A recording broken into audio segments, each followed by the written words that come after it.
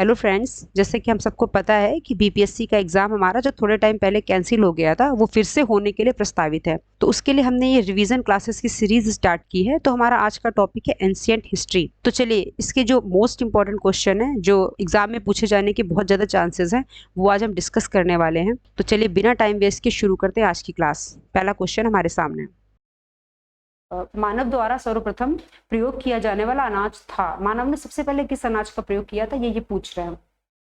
तो इसका आंसर होगा जौ। सी पार्ट इसका आंसर होगा जौ। ये कब किया था? 8000। इसके जो साक्ष्य है वो कब से मिलते हैं? 8000 ईसा पूर्व में इसके साक्ष्य मिलते हैं। और कहाँ से मिलते हैं इसके साक्ष्य? भूमध्य सागर और ईरान के आसपास वाले एरिया से मिलते हैं। भूमध्य सागर और ईरान के आसपास वाले एरिया से इसके साक्ष्य मिलते हैं कि 8000 ईसा पूर्व के आसपास मनुष्य ने सबसे पहले जौ का प्रयोग किया था। ठीक है, नेक्स्ट देखते हैं।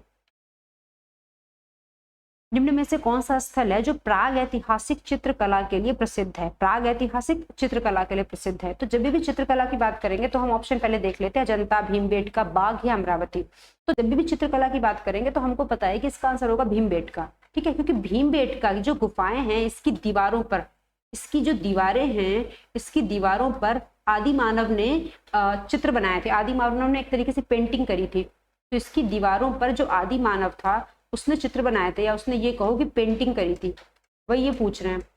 प्राग ऐतिहासिक चित्रकला, उसी को प्राग ऐतिहासिक चित्रकला कह दिया गया था। जो आदि मानव ने पेंटिंग बनाई थी भीमबेटका की गुफा की दीवारों पर, उसी को हम प्राग ऐतिहासिक चित्रकला कहते हैं। ठीक है, तो इसका आंसर होगा भीमबेटका। अब भीमबेटका से संबंधित एक दो बातें हमें बिल्कुल अच्छे से याद होनी चाहिए। एक तो ये कि इसकी खोज किसने की थी। पहले तो ये है कहाँ पे? ये मध्य प्रदेश में, ये हम सबको पता है। मध्य प्रदेश में भी कहाँ पे है? रायसेन में है। रायसेन जिला है मध्य प्रदेश का। हमें पूरा याद रखना है कि मध्य प्रदेश की रायसेन जिले में है भीमबेटका। ठीक है, इसकी खोज किसने की थी? ये बहुत इंपॉर्टेंट क्वेश्चन है। ये एमपी पीसेस में तो आई है, अब चूंकि मध्य प्रदेश में है ये तो एमपी पीसेस में तो बनी जाएगा। ये अदर स्टेट के पीसेस में भी क्वेश्चन आया है। भीमबेटका एमपी में, लेकिन अदर स्टेट के पीसेस में भी ये क्वेश्चन आया है। तो भीमबेटका की जो खोज करता है वो बहुत ज्यादा इंपॉर्टेंट है। वो कौन है? वो है V.S.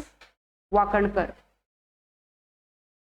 इनका नाम याद रखना बहुत जरूरी है। V.S. वाकणकर जो है ये खोज करता है किसके? भीमबेटका के। ठीक है, तो भीमबेटका से संबंधित इतनी बातें हमें याद रखनी है। नेक्स्ट देखते हैं। उत्खनित प्रमाणों के आधार पर पशुपालन प्रारंभ हुआ था। मतलब ये पूछना चाह रहे हैं कि पशुपालन का आरंभ कब से हुआ था।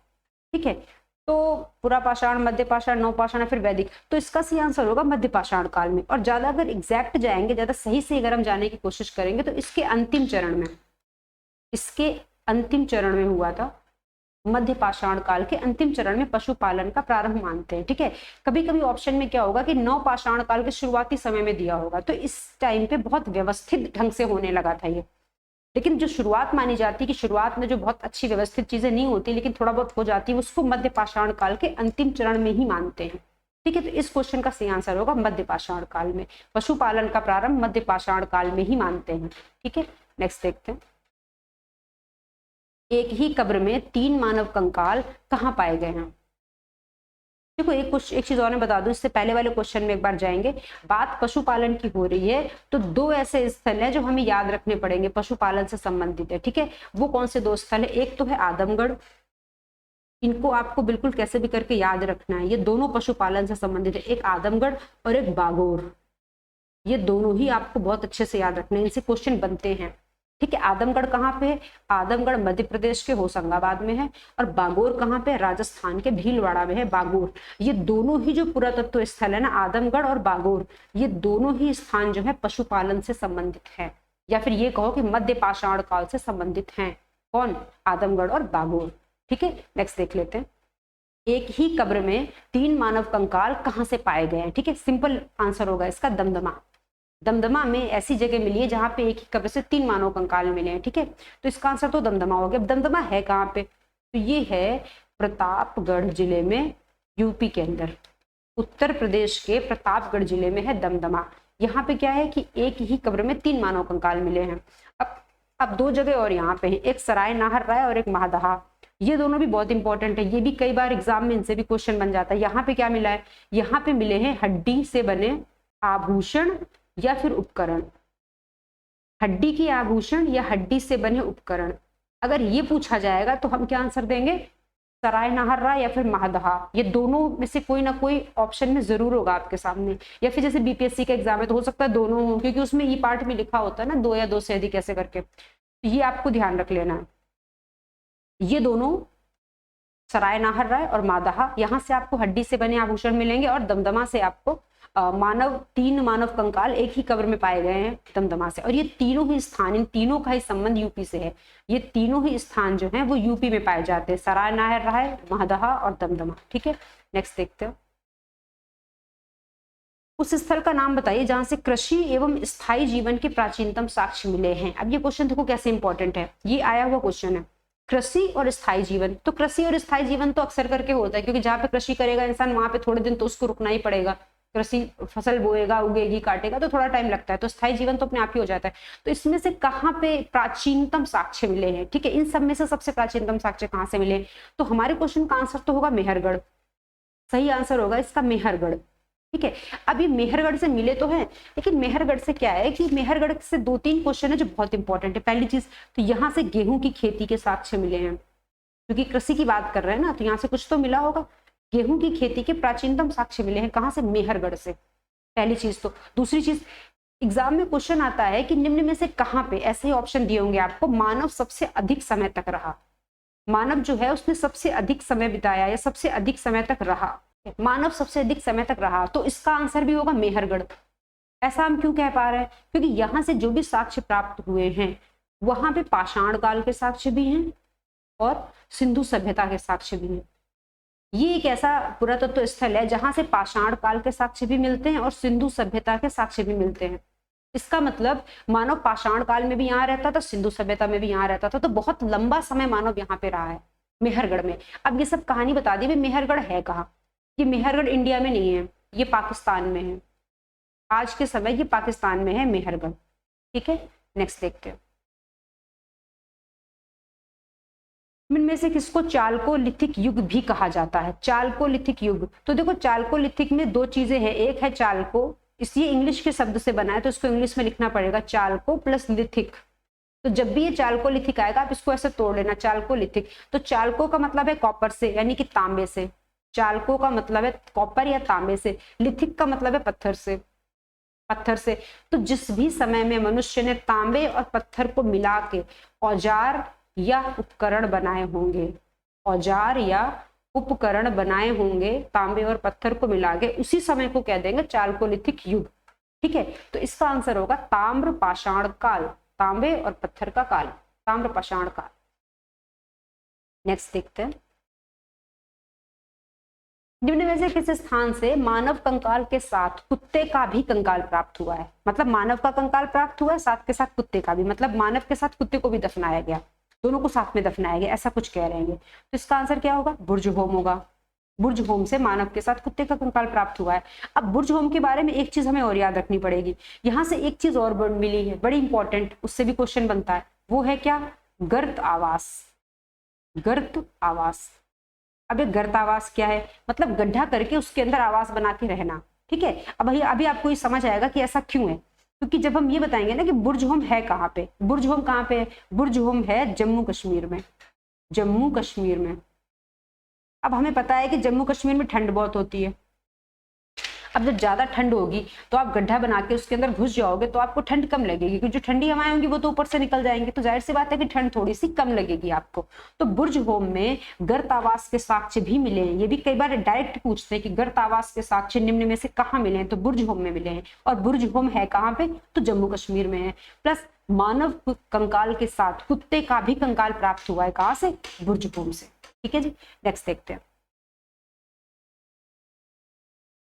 भारतीय पुरातत्व का जनक किसे कहा जाता है, तो इसमें ज्यादा कुछ समझने समझाने की बात है नहीं, सिंपल वन लाइनर है, आपको ऐसे याद करना पड़ेगा, वो है अलेक्जेंडर कनिंघम, इन्हें भारतीय पुरातत्व का जनक कहा जाता है।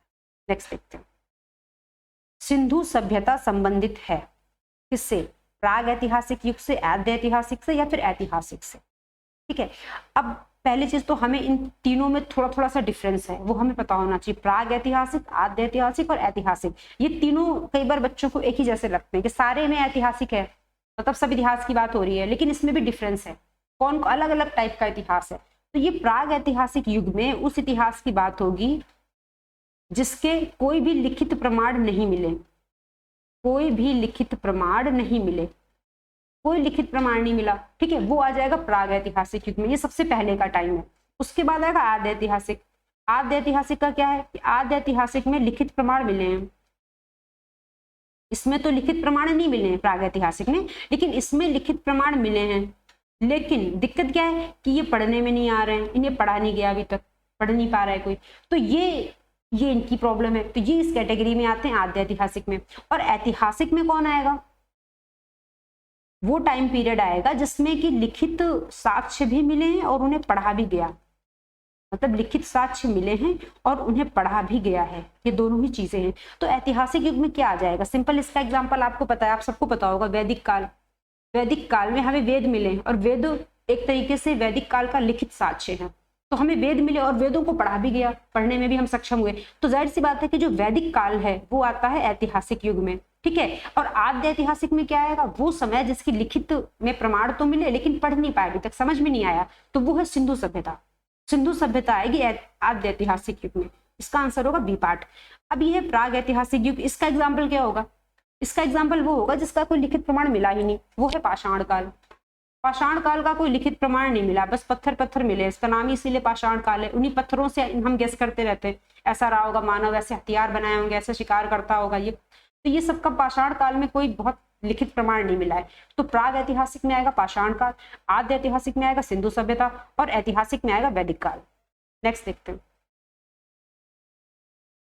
निम्न में से किस पशु का संबंध हड़प्पा सभ्यता से नहीं है? किस पशु का संबंध हड़प्पा सभ्यता से नहीं है? ठीक है, तो किसका संबंध हड़प्पा सभ्यता से नहीं है? तो जब भी बात करेंगे हम गाय की, तो गाय जहां भी हमें दिखेगा तो इसका संबंध सिंपल वैदिक काल से है। गाय को वैदिक काल में बड़ा पूजनीय मानते थे, गाय का अस्तित्व वैदिक काल से आने लगेगा, उससे पहले कहीं भी इसका जिक्र नहीं होगा। तो इसका सही आंसर यही मान लेंगे हम। नेक्स्ट देखते हैं, जुते हुए खेतों के साक्ष्य कहाँ से मिले हैं? ठीक है, तो ये मिले हैं कालीबंगा से। कालीबंगा से जुते हुए खेतों के साक्ष्य मिले, ये तो हम समझ गए। अब लोथल क्या है?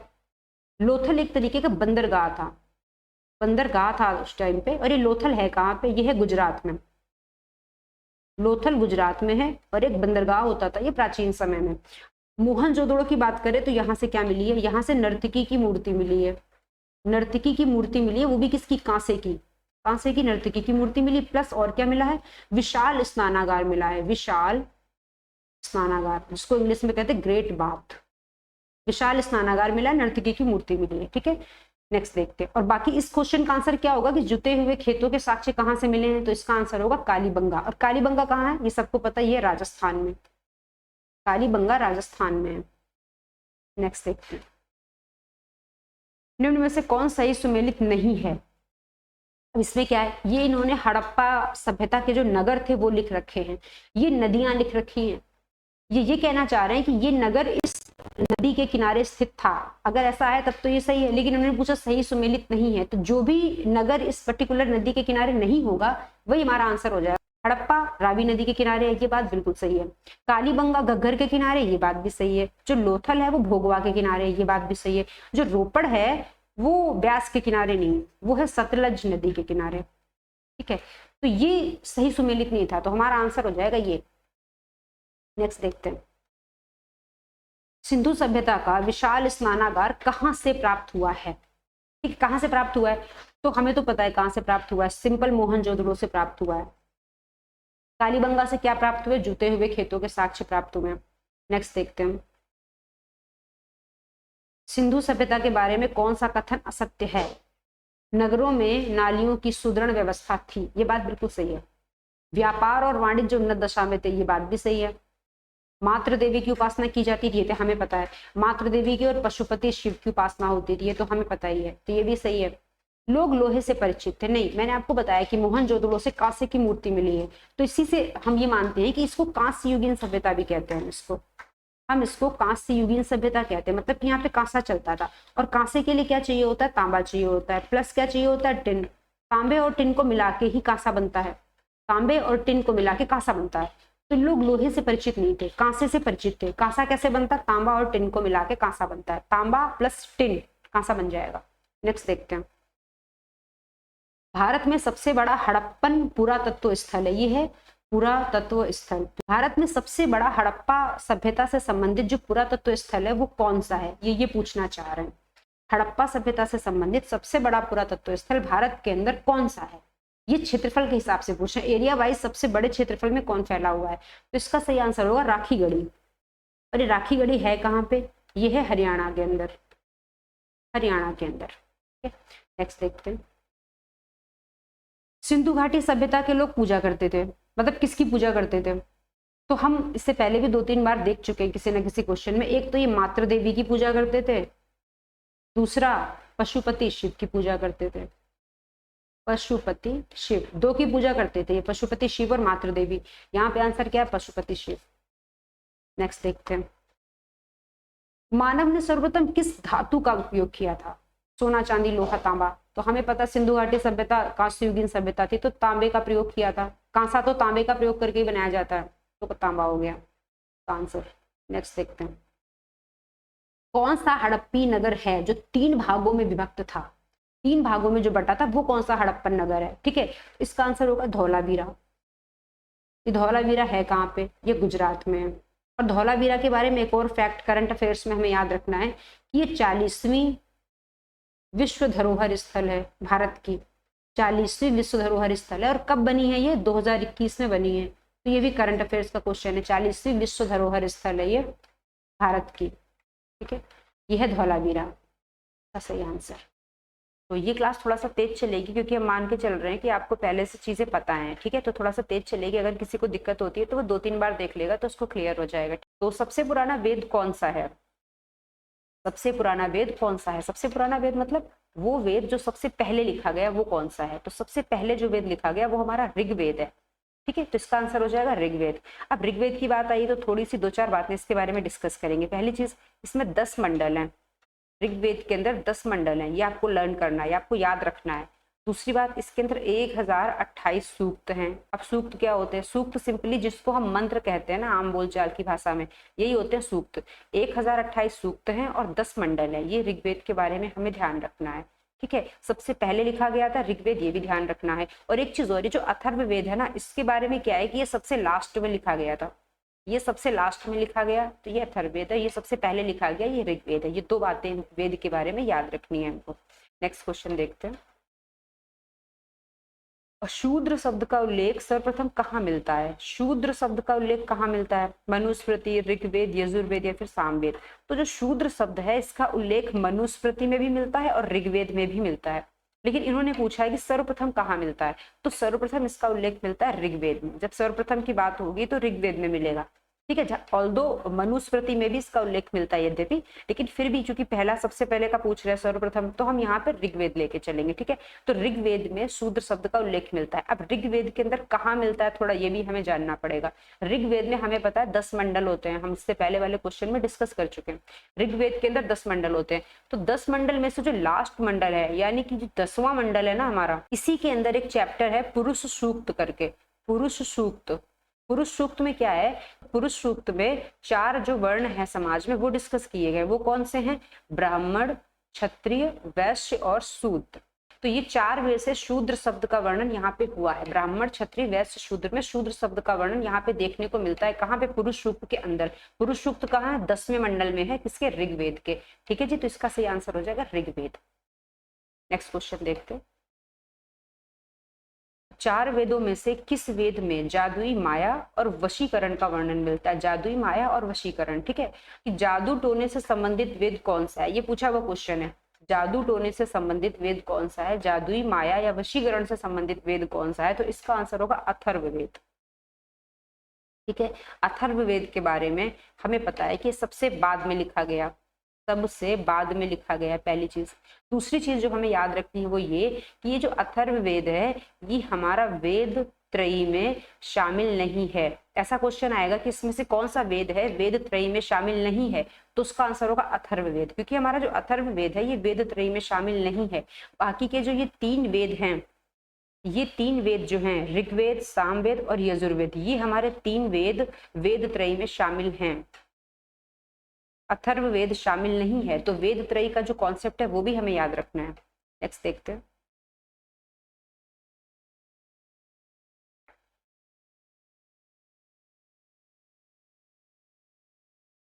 निम्नलिखित में से कौन सा ब्राह्मण ग्रंथ ऋग्वेद से संबंधित है?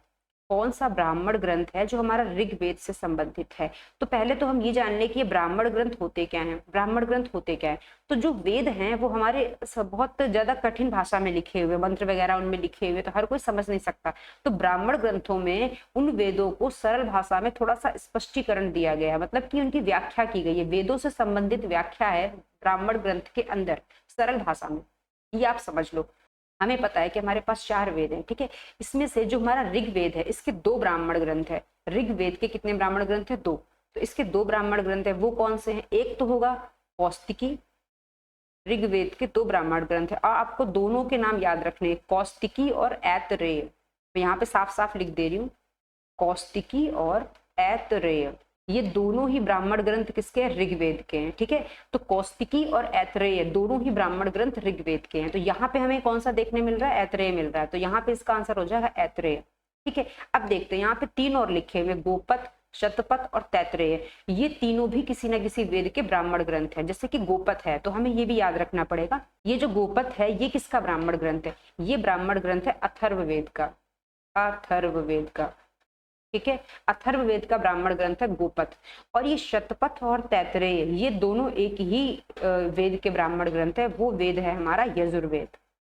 यजुर्वेद, यजुर्वेद के ब्राह्मण ग्रंथ है शतपथ और तैतरेय। ये सारे ही ब्राह्मण ग्रंथ बहुत इंपॉर्टेंट है, इनसे कभी ना कभी क्वेश्चन बनता जरूर है एग्जाम के अंदर, ठीक है। ऐतरेय और कौस्तिकी ऋग्वेद के हैं, गोपथ अथर्ववेद का है और शतपथ तैतरेय यजुर्वेद के हैं, ठीक है।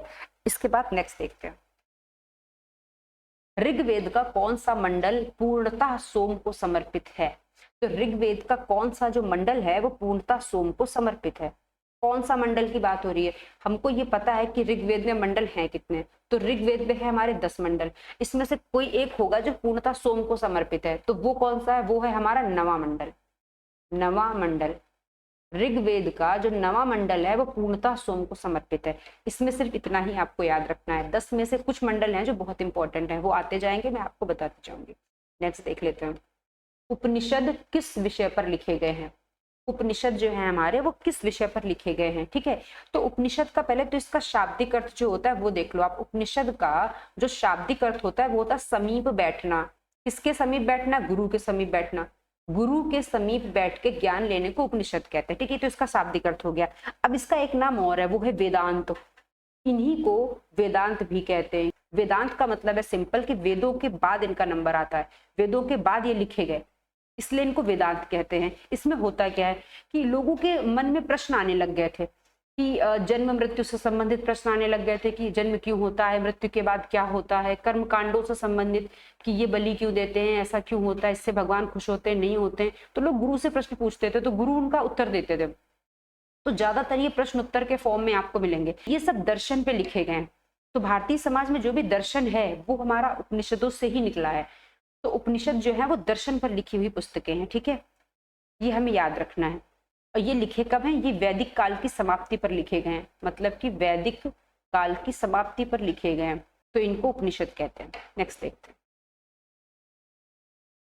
अब देखो नचिकेता और यम का जो संवाद है किस उपनिषद में प्राप्त होता है, ठीक है। एक नचिकेता है और एक यम है, इनका संवाद है। मैंने कहा था ना जो उपनिषद है वो प्रश्नोत्तर फॉर्म में है कि कोई अपने गुरु से प्रश्न पूछता है, गुरु उसकी शंका का निवारण करते हैं। तो इस तरह से एक दर्शन हमें मिलता है कि वहां पे ऐसा होता है नहीं होता, सिंपल स्टेटमेंट है।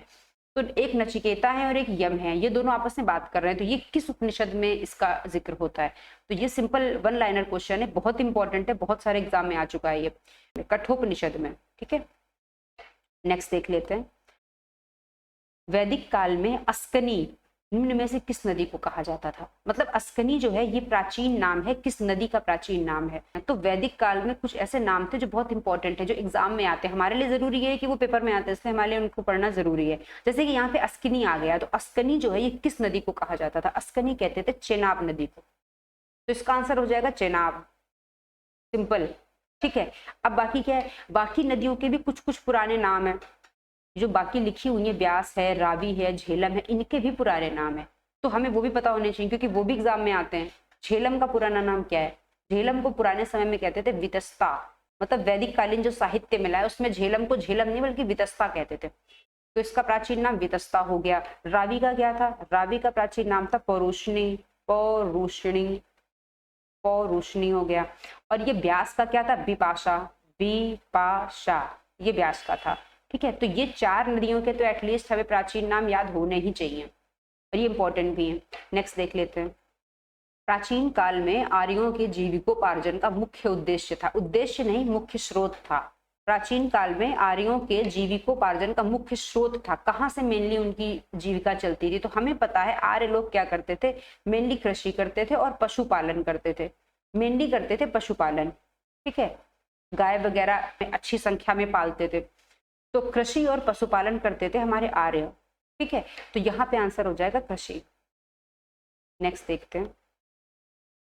ऋग्वेद में सर्वाधिक सूक्त किसे समर्पित हैं? सर्वाधिक सूक्त, तो सूक्त तो हमें पता है, मंत्र जो है उन्हीं को सूक्त कहा गया। कितने सूक्त हैं? 1028 सूक्त हैं। तो 1028 में से ये पूछ रहे हैं कि सर्वाधिक सूक्त किसे समर्पित है। मतलब ये जो 1028 सूक्त हैं ये किसी न किसी देवताओं को समर्पित होंगे, किसी न किसी देवता को समर्पित होंगे। सबसे ज्यादा जो है वो किसे समर्पित है वो ये पूछ रहे हैं। तो इसमें से सबसे ज्यादा सूक्त जो है कि जो 250 सूक्त है सबसे ज्यादा, वो समर्पित है इंद्र को। ये पूछना चाह रहे हैं। 250 सूक्त जो है वो इंद्र को समर्पित हैं। तो सबसे ज्यादा जिसका नाम आया है, इनका एक और नाम है, इंद्र का एक और नाम है, वो है पुरंदर। ठीक है, इनका नाम पुरंदर है। दूसरा, इन्हें कहते थे युद्ध का देवता, इंद्र को कहते थे युद्ध का देवता, इंद्र को युद्ध का देवता कहते थे। अब देखते, अब पहले क्या होता था कि ये इंद्र वाला क्वेश्चन बहुत पूछा जाता था कि सबसे ज्यादा बार कौन से भगवान का नाम आया या फिर सबसे ज्यादा सूक्त किस भगवान को समर्पित है, तो उसका आंसर इंद्र हो जाता था। लेकिन अब क्या हो गया ना, वो सेकंड लास्ट पूछने लगे हैं। सबसे ज्यादा पूछेंगे सबसे ज्यादा सूक्त किसे समर्पित है और उसके बाद उसमें इंद्र ऑप्शन में ही नहीं होगा, तो हमें सेकंड लास्ट जो है वो याद रखना है। उसके बाद नंबर आता है अग्नि का। इनको 200 सूक्त समर्पित है। इनको कितने सूक्त समर्पित है? 200। इनको 250, इनको 200। ठीक है, तो इंद्र जो है उनको सर्वाधिक सूक्त समर्पित है, वो है 250 सूक्त, 250 सूक्त। और इंद्र से कम जिनको समर्पित है वो है अग्नि, उनको समर्पित है 200 सूक्त। ठीक है, नेक्स्ट देखते हैं। गायत्री मंत्र किस पुस्तक में मिलता है? गायत्री मंत्र जो है वो किस पुस्तक में मिलता है? उपनिषद, भगवद गीता, ऋग्वेद या फिर यजुर्वेद। ठीक है, तो इसका सही आंसर होगा ऋग्वेद। गायत्री मंत्र जो है वो ऋग्वेद में मिलता है। अब ऋग्वेद में कहाँ मिलता है? हमको पता है इसमें 10 मंडल है। ऋग्वेद मिलता है तीसरे मंडल में, जो तीसरा मंडल है उसमें मिलता है गायत्री मंत्र। ठीक है, अब गायत्री मंत्र समर्पित किसको है? तो सूर्य देवता को समर्पित है, ये तो हम सबको पता है। इसके रचनाकार कौन थे? लिखा किसने है गायत्री मंत्र? तो गायत्री मंत्र के रचनाकार हैं विश्वामित्र। इतनी बातें हमें पता होनी चाहिए गायत्री मंत्र से रिलेटेड। सूर्य को समर्पित है, विश्वामित्र इसके रचयिता हैं, और ऋग्वेद के तीसरे मंडल से ये मिलता है। नेक्स्ट देखते हैं। सत्यमेव जयते शब्द कहाँ से लिया गया है और ये कहाँ पे है? ये भारत का जो राज चिन्ह है, हमारे देश का जो राज चिन्ह है उसमें लिखा हुआ है सत्यमेव जयते। लिया कहाँ से गया है? तो ये मनुस्मृति, भगवद गीता, ऋग्वेद या फिर मुंडक उपनिषद। तो ये सिंपली 1 लाइनर क्वेश्चन है कि मुंडक उपनिषद से लिया गया है। कौन? सत्यमेव जयते। इसमें आपको सिर्फ इतना ही याद रखना है, सत्यमेव जयते कहाँ से लिया गया? मुंडक उपनिषद से लिया गया। ये कहाँ पे अंकित है? ये भारत के राज चिन्ह में अंकित है। नेक्स्ट देखते हैं। वैदिक काल में किस पशु को अघन्या का नाम दिया गया है? अघन्या, पहले तो हमें पता चला अघन्या का मतलब क्या है। अघन्या का मतलब है जिसकी हत्या नहीं कर सकते, जिसकी हत्या नहीं कर सकते, जिसे मारना निषेध है, उसे मारना एक तरीके से वर्जित है। तो गाय को मानते थे ऐसा कि गाय को मारना वर्जित है। कब? वैदिक काल में। वैदिक काल में हमारी जो गाय है वो बहुत ही पूजनीय थी। वैदिक काल में अगर पूछेंगे अघन्या का नाम किसे दिया गया, तो गाय को दिया गया। सिंपल 1 लाइनर क्वेश्चन है। अघन्या का मतलब क्या है? जिसकी हत्या नहीं कर सकते या जिसे मारना वर्जित है या जिसे मारा नहीं जा सकता। ठीक है, नेक्स्ट देखते हैं। संस्कारों की कुल संख्या कितनी है? ये पूछा हुआ क्वेश्चन है इसलिए मैंने इसमें डाला। ये तो सिंपली 16 संस्कार है। सिंपल 1 लाइनर है, 16 संस्कार, बात खत्म। नेक्स्ट देखते हैं। जीविकोपार्जन हेतु वेद वेदांग पढ़ाने वाला अध्यापक कहलाता है। जीविकोपार्जन हेतु मतलब कि जो वेद वेदांग पढ़ा के अपनी रोजी रोटी चला रहा, उस अध्यापक को क्या कहा जाता था वैदिक काल में? आचार्य, पुरोहित, उपाध्याय या फिर इनमें से कोई नहीं, उसको कहते थे उपाध्याय। इसका आंसर होगा उपाध्याय। गौतम बुद्ध के जीवन की किस घटना को महाभिनिष्क्रमण के रूप में जाना जाता है? उनके जन्म को, उनके घर को त्याग देने को, उनके मोक्ष को प्राप्त करने को, या फिर उनके उपदेश देने को? तो इसका सही आंसर होगा उनके घर को त्याग देने को। उन्होंने घर को त्यागा था, उस घटना को कहते हैं महाभिनिष्क्रमण। इन्होंने किस वर्ष की उम्र में घर को त्याग दिया था? 29 वर्ष की उम्र में इन्होंने घर को त्याग दिया था। गौतम बुद्ध की बात हुई है तो यहाँ पे इनके दो नाम और हैं। एक तो इनको शाक्य मुनि कहते थे और दूसरा इनको कहते थे तथागत। ये दोनों ही नाम गौतम बुद्ध के हैं। शाक्य मुनि भी गौतम बुद्ध को ही कहते थे और तथागत भी गौतम बुद्ध को ही कहते थे। ठीक है, शाक्य मुनि इसलिए कहते थे क्योंकि जो इनके पिता थे वो शाक्य गढ़ के प्रधान थे, इसलिए गौतम बुद्ध को शाक्य मुनि भी कहा जाता था। ठीक है, चलिए नेक्स्ट क्वेश्चन देखते हैं। महात्मा बुद्ध को महापरिनिर्वाण कहाँ प्राप्त हुआ था? बुद्ध के जीवन में महापरिनिर्वाण का मतलब यह है उनकी मृत्यु से है। इसका मतलब उनकी जो मृत्यु है उसी को बौद्ध धर्म में महापरिनिर्वाण कहते हैं। ठीक है, तो महात्मा बुद्ध की मृत्यु कहाँ पे हुई थी? तो कुशीनगर में हुई थी। कुशीनगर में महात्मा बुद्ध की मृत्यु हुई थी। एक बार एग्जाम में क्वेश्चन आया था कि महात्मा बुद्ध को महापरिनिर्वाण जो है वो किस महाजनपद में प्राप्त हुआ था, किस महाजनपद का संबंध महात्मा बुद्ध के महापरिनिर्वाण से है? तो यहाँ पे हमें पता होना चाहिए कि जो कुशीनगर है वो किस महाजनपद में आता है। तो कुशीनगर आता है मल्ल महाजनपद में। हमें इसका नाम याद रखना रहेगा, मल्ल महाजनपद। जो मल्ल महाजनपद है इसकी राजधानी है कुशीनगर और कुशीनगर में महात्मा बुद्ध को महापरिनिर्वाण प्राप्त हुआ था। ठीक है, नेक्स्ट क्वेश्चन देखते हैं। बुद्ध ने अपना पहला उपदेश कहाँ दिया था? तो हम सबको पता है कि बुद्ध ने अपना पहला उपदेश सारनाथ में दिया था। बचपन से पढ़ रहे हैं, बुद्ध का पहला उपदेश सारनाथ में दिया था। इस पहले उपदेश के देने की घटना को एक नाम दिया गया, उसको कहते हैं धम्म चक्र प्रवर्तन। जो धम्म चक्र प्रवर्तन है, बुद्ध के पहले उपदेश देने को धम्म चक्र प्रवर्तन कहा गया। ये शब्द आपको याद रखना है। इसका संबंध बुद्ध के पहले उपदेश देने से। पहला उपदेश बुद्ध ने कहाँ दिया? सारनाथ में दिया।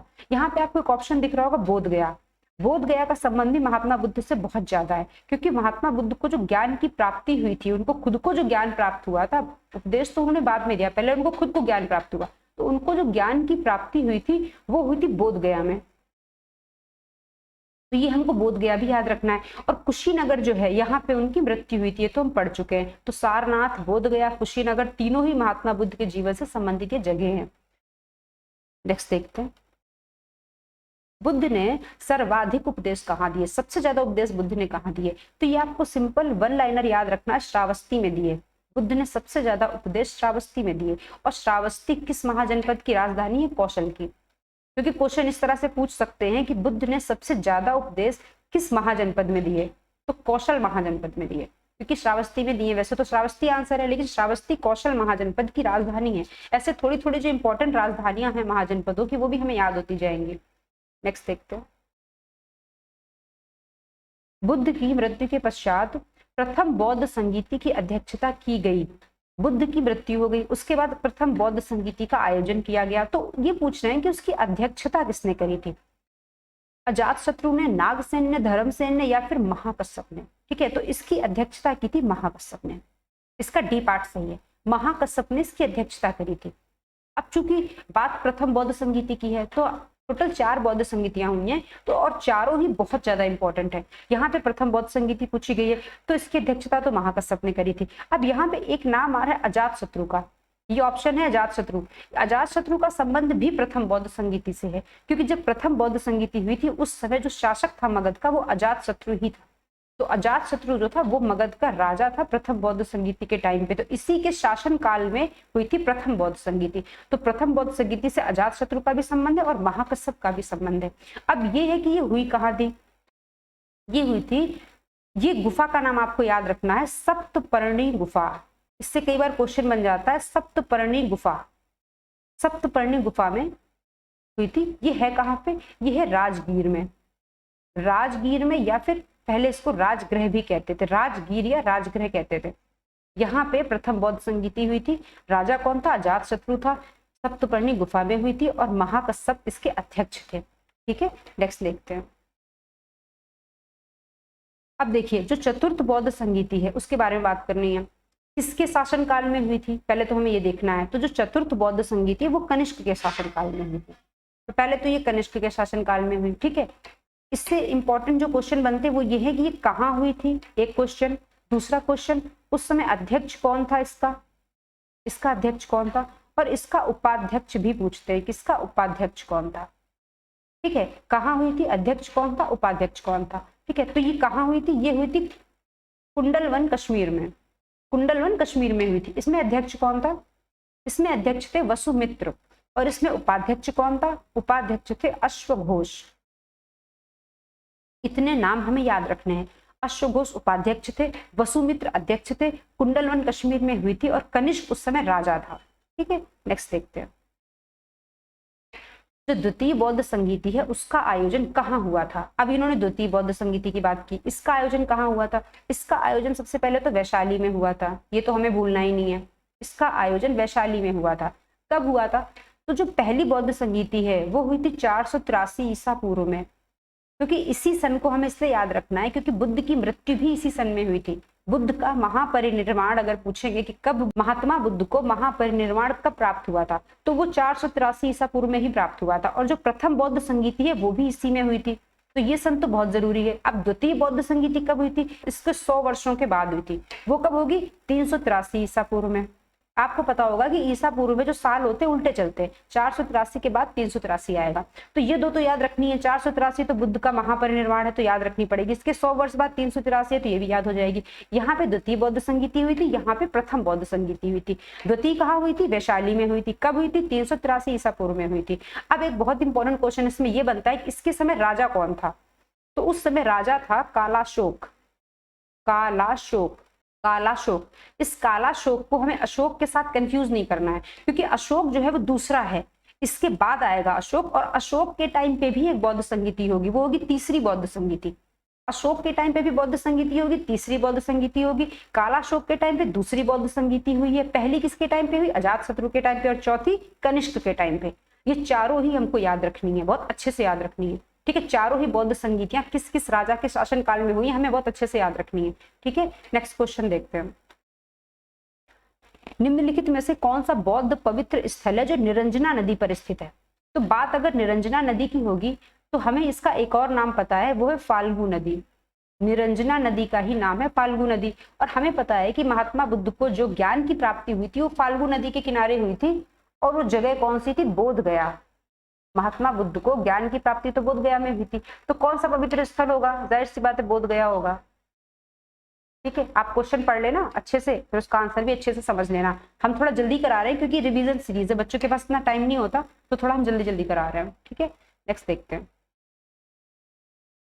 बौद्ध धर्म में स्त्रियों के प्रवेश की अनुमति महात्मा बुद्ध ने कहाँ दी थी, मतलब किस स्थान पर बौद्ध धर्म में स्त्रियों को प्रवेश की अनुमति दे दी थी महात्मा बुद्ध ने। तो वो स्थान तो था वैशाली, इसका आंसर होगा वैशाली। वैशाली में दी थी पहली चीज। तो दूसरी चीज किसके कहने पर दी थी, ये भी क्वेश्चन बनता है, तो आनंद के कहने पर दी थी। आनंद कौन था, ये इनका परम शिष्य था, बहुत प्यारा शिष्य था, इनका प्रिय शिष्य था आनंद। उसके कहने पर महात्मा बुद्ध ने स्त्रियों को प्रवेश की अनुमति दे दी थी। अब जब अनुमति दे दी, बौद्ध धर्म में शामिल होंगी, तो जब बौद्ध धर्म में शामिल होने वाली प्रथम महिला कौन है, ये है महाप्रजापति गौतमी। इनका नाम भी हमें याद रखना है कि बौद्ध धर्म में शामिल होने वाली प्रथम महिला कौन थी, वो थी महाप्रजापति गौतमी। ठीक है, नेक्स्ट देखते हैं।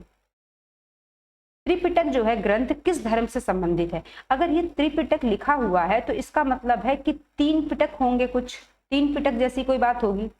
3 पिटक से संबंधित है त्रिपिटक। अब ये 3 पिटक कौन कौन से हैं, पहला तो है सुत्त पिटक, दूसरा है विनय पिटक, और तीसरा है अभिधम्म पिटक। ये 3 पिटक हैं और इन तीनों का ही संबंध बौद्ध धर्म से है। बौद्ध धर्म के जो उपदेश हैं वो इनमें लिखे गए हैं सुत्त पिटक में। नेक्स्ट देखते हैं। बौद्ध धर्म में त्रिरत्न का क्या मतलब है। अगर बौद्ध धर्म में त्रिरत्न का मतलब पूछेगा तो बुद्ध धम्म संघ, ये सही आंसर है। नेक्स्ट देखते हैं। गौतम बुद्ध को देवता का स्थान किस राजा के समय में प्राप्त हुआ। गौतम बुद्ध को देवता का स्थान किस राजा के समय में प्राप्त हुआ। इसका मतलब उससे पहले गौतम बुद्ध को एक महान पुरुष मानते थे लेकिन देवता नहीं मानते थे।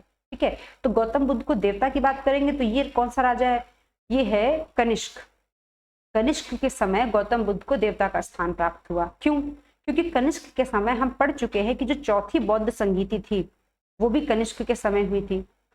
और इस चौथी बौद्ध संगीति में क्या हुआ था कि जो बौद्ध धर्म है वो 2 भागों में बट गया था। एक हीनयान शाखा बन गई थी और एक महायान शाखा बन गई थी। दो शाखाएं बन गई थी। जो हीनयान वाले थे, जो हीनयान शाखा को मानने वाले थे, वो गौतम बुद्ध को महापुरुष समझते थे, बहुत महान पुरुष मानते थे, ठीक है। और जो महायान शाखा के लोग थे वो गौतम बुद्ध को देवता मानते थे। और जो कनिष्क था वो महायान शाखा का था। कई बार एग्जाम में क्वेश्चन आता है कि बौद्ध धर्म की किस शाखा को मानता था, कनिष्क बौद्ध धर्म की किस शाखा को मानता था, तो वो महायान शाखा को मानता था, ठीक है। यहां से ये क्वेश्चन भी आपको याद रख लेना है। नेक्स्ट देखते हैं, निम्नलिखित में से किस शासक ने बौद्ध धर्म के विकास में योगदान नहीं दिया। तो योगदान नहीं दिया की बात हो रही है यहाँ पे। हर्षवर्धन, कनिष्क, अशोक या फिर पुष्यमित्र शुंग। तो कनिष्क की बात करें तो ये तो चौथी बौद्ध संगीति इसके टाइम पे हुई थी। अशोक के टाइम पे तीसरी बौद्ध संगीति हुई थी। तो इन दोनों को तो हम रख ही नहीं सकते आंसर में। इन दोनों ने तो काफी बौद्ध धर्म में योगदान दिया है। हर्षवर्धन ने भी सपोर्ट ही किया था बौद्ध धर्म को, ये भी कोई खिलाफत नहीं की, इसने भी सपोर्ट ही किया था, ठीक है। तो इसके बाद आएगा पुष्यमित्र शुंग, ये हमारा करेक्ट आंसर है यहाँ पे। क्यों कि पुष्यमित्र शुंग जो है ये तो था ब्राह्मण, और इसने जो वैदिक धर्म था हमारा, जो बौद्ध धर्म से पहले था वैदिक धर्म, तो इसने कहा जो वैदिक धर्म है वो ज्यादा अच्छा था। इसने वैदिक धर्म का दोबारा से प्रचार प्रसार किया, वैदिक धर्म की पुनर्स्थापना की। इसने वैदिक धर्म की जो पुनर्स्थापना है वो पुष्यमित्र शुंग ने करी। ये चाहता था कि वैदिक धर्म फिर से अपने चरम पे पहुंचे, ठीक है। तो एग्जाम में क्वेश्चन बनता है कि वैदिक पुनर्जागरण का काल किसके समय को कहते हैं। वैदिक पुनर्जागरण का काल किसके समय को कहते हैं, तो वो पुष्यमित्र शुंग के समय को कहेंगे। इसने बहुत कोशिश की कि जो वैदिक काल है वो फिर से वापस आ जाए, इसने उसको दोबारा से लाने की कोशिश की। इसने बौद्ध धर्म को कुछ खास सपोर्ट नहीं किया था, ठीक है। नेक्स्ट देख लेते हैं, प्रथम शताब्दी ईस्वी में किस भारतीय बौद्ध भिक्षुक को चीन भेजा गया था। कौन सा भारतीय बौद्ध भिक्षुक था जो चीन भेजा गया था प्रथम शताब्दी ईस्वी में, ठीक है। तो ये आनंद, अश्वघोष, वसुमित्र या नागार्जुन। तो इसका सही आंसर होगा नागार्जुन। नागार्जुन को भेजा गया था। नागार्जुन से संबंधित एक और हमें तथ्य याद रखना है कि इन्होंने एक सिद्धांत की खोज की थी, वो था शून्यता का सिद्धांत। एग्जाम में क्वेश्चन आएगा कि शून्यता का सिद्धांत किसने दिया था, तो वो दिया था नागार्जुन ने, ये हमें याद रखना है। नेक्स्ट देखते हैं, जो नालंदा विश्वविद्यालय है उसका संस्थापक कौन था। तो नालंदा विश्वविद्यालय बिहार में है, ये तो हमें पता ही है। इसकी जो स्थापना है वो गुप्त काल में हुई थी, ये भी हमें पता है। नालंदा विश्वविद्यालय बिहार में है, इसकी स्थापना गुप्त काल में हुई थी। अब किस गुप्त सम्राट ने, किस गुप्त राजा ने इसकी स्थापना कराई थी, तो वो था कुमारगुप्त। यही हमारा सही आंसर हो जाएगा, यह है कुमारगुप्त। नेक्स्ट देखते हैं, जैन धर्म के संस्थापक थे, जो जैन धर्म है इसके संस्थापक कौन थे। तो महावीर स्वामी, पार्श्वनाथ, ऋषभदेव या फिर चेटक। तो इसका सही आंसर होगा ऋषभदेव। जो ऋषभदेव थे ये जैन धर्म के संस्थापक थे, साथ के साथ ये पहले तीर्थंकर भी थे। जैन धर्म के पहले तीर्थंकर थे ऋषभदेव। अब तक कितने तीर्थंकर हो गए जैन धर्म में, अब तक 24 तीर्थंकर हो चुके हैं जैन धर्म में। पहले तीर्थंकर थे ऋषभदेव, इसीलिए इनको संस्थापक भी माना जाता है। इनका एक और नाम है, वो है क्या, आदिनाथ। आदिनाथ भी ऋषभदेव को ही कहते हैं, ठीक है। आदिनाथ भी इन्हीं का नाम है, ऋषभदेव का। नेक्स्ट देखते हैं, निम्न में से कौन सा सही सुमेलित नहीं है। ये हमारे जैन धर्म के जो तीर्थंकर हैं उनके नाम लिखे हुए हैं, और ये उनके प्रतीक चिन्ह हैं, ठीक है। कई बार एग्जाम में क्वेश्चन बन जाता है कि ये वाला जो पर्टिकुलर कोई तीर्थंकर का नाम दे देंगे और कहेंगे कि ये इसका, इनमें से कौन सा इसका, इनमें से कौन सा इनका प्रतीक चिन्ह है। तो इसमें यहाँ पे हमने 4 लिखे हुए हैं, तो कम से कम 4 तो आज हम याद कर ही सकते हैं ना। पूरे 24 तो नहीं याद कर पाएंगे, बट 4 तो याद कर सकते हैं, ठीक है। तो ए नंबर पे लिखा हुआ है आदिनाथ। तो आदिनाथ का दूसरा नाम क्या है, ऋषभदेव। जब भी इनका नाम आएगा याद, हमें ऋषभदेव याद रखने हैं, क्योंकि आदिनाथ का ही दूसरा नाम है ऋषभदेव, और ये पहले तीर्थंकर थे, ठीक है। इनका प्रतीक चिन्ह क्या है, तो इन्होंने वृषभ लिखा हुआ है, जो कि बिल्कुल सही है। दूसरे है पार्श्वनाथ, इनका है सर्प, ये भी बिल्कुल सही है। महावीर स्वामी, इनका है सिंह, ये भी सही है। मल्लीनाथ का जल कलश, ये भी सही है, ठीक है। तो यानी कि उपर्युक्त सभी सही हैं। इस क्वेश्चन को डालने का यही मेरा पर्पस था कि आपको ये 4 तो एटलीस्ट याद हो ही जाए, ठीक है। नेक्स्ट देखते हैं, महावीर स्वामी का जन्म कहाँ हुआ था। हम बचपन से पढ़ रहे हैं कि महावीर स्वामी का जन्म हुआ था कुंडग्राम में, ठीक है। कब हुआ था, 599 ईसा पूर्व में, बुद्ध के थोड़ा सा पहले। कहीं कहीं पे 540 ईसा पूर्व भी लिख देते हैं, लेकिन अगर ये ऑप्शन में दिया हुआ है तो ये हम नहीं मानेंगे, फिर इसी को ज्यादा मानते हैं। इनकी जो माता थी उनसे संबंधित एक इंपॉर्टेंट फैक्ट बनता है कि इनकी जो माता थी वो वैशाली का जो लिच्छवी गणराज्य था उससे संबंधित थी, लिच्छवी गणराज्य से संबंधित थी इनकी जो माता। लिच्छवी गणराज्य का जो प्रधान था ये उसकी बहन थी, जो महावीर स्वामी की माता जी थी, जो महावीर स्वामी की माता जी थी। ठीक है, चलिए नेक्स्ट क्वेश्चन देखते हैं। आगम जो है वो किस धर्म से संबंधित साहित्य को कहते हैं? आगम किस धर्म से संबंधित साहित्य को कहते हैं? ये है जैन धर्म। जैन धर्म से संबंधित साहित्य को आगम कहते हैं। कुछ पुस्तकें हैं जैन धर्म की जो हमें याद रखनी है। एक है 14 पूर्वा, ये 14 पूर्वा हमें याद रखनी है। 12 अंग, 12 उपांग, ये सब जैन धर्म की पुस्तकें हैं। ठीक है, एक और बहुत इंपॉर्टेंट पुस्तक है वो है भगवती सूत्र।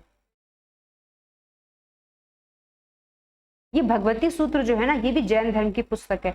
और इसमें किस बारे में लिखा गया है? इसमें जो हमारे 16 महाजनपद हैं उनका वर्णन इस पुस्तक में मिलता है। और ये बहुत इंपॉर्टेंट पुस्तक है, डायरेक्ट एग्जाम में आती है कि जैन धर्म की वे कौन सी पुस्तक है जिसमें 16 महाजनपदों का वर्णन मिलता है, तो वो है भगवती सूत्र। बाकी ये पुस्तकें भी कहीं ना कहीं जैन धर्म से ही संबंधित है। नेक्स्ट देखते हैं, निम्न में से कौन सा क्षेत्र है जो पार्श्वनाथ से संबंधित होने के कारण जैन सिद्ध क्षेत्र माना जाता है? ये पार्श्वनाथ से संबंधित है। चंपा है, पावा है, समेत शिखर है या फिर उज्जैन है? तो वो जगह है समेत शिखर। समेत शिखर का संबंध है पार्श्वनाथ से। ठीक है, अब इसका क्या संबंध है पार्श्वनाथ से? तो यहाँ पे पार्श्वनाथ ने अपना शरीर त्याग दिया था या फिर उनकी मृत्यु हुई थी। पार्श्वनाथ की मृत्यु हुई थी, उनको मोक्ष या कैवल्य की प्राप्ति हुई थी समेत शिखर में। ठीक है, यही से इसी वजह से जैन धर्म के लोगों के लिए महत्वपूर्ण स्थल है ये। अब ये है कहाँ पे? तो ये है झारखंड में, झारखंड में स्थित है समेत शिखर। ठीक है, नेक्स्ट क्वेश्चन देखते हैं। जो भगवान महावीर थे इनका प्रथम शिष्य कौन था? तो सिंपल प्रथम शिष्य है तो सिंपल वन लाइनर क्वेश्चन है ये जमाली था, जो कि इनकी बेटी थी प्रियदर्शना, उसका पति था। ये इनका प्रथम शिष्य था और इनकी बेटी के साथ इसने विवाह किया था। तो ये इनका प्रथम शिष्य भी था और जिसकी बेटी के साथ इसने विवाह किया था, ये इनका दामाद भी था एक तरीके से, जमाली। नेक्स्ट देखते हैं, आजीवक संप्रदाय के संस्थापक थे। आजीवक संप्रदाय के संस्थापक कौन थे? वो थे मक्खली गोशाल। ये आपको ऐसे याद करना पड़ेगा, इनका नाम थोड़ा सा कठिन है लेकिन याद करना पड़ेगा। मक्खली गोशाल जो थे वो आजीवक संप्रदाय के संस्थापक थे। ठीक है, इनके साथ क्या हुआ कि पहले ये जैन धर्म को ही अनुसरण करते थे, पहले ये जैन धर्म को मानते थे। बाद में इनको कुछ मतभेद हो गया और इन्होंने जैन धर्म को छोड़ के अपना खुद का एक आजीवक संप्रदाय बना लिया। ठीक है, तो ये है मक्खली गोशाल, आजीवक संप्रदाय के संस्थापक माने जाते हैं। निम्न में से कौन पाटलिपुत्र का संस्थापक था? पाटलिपुत्र नगर की स्थापना किसने करी थी? ये पूछ रहे हैं। अशोक, बिंबिसार, महापद्मनंद या फिर उदयन? तो इसका सही आंसर होगा उदयन।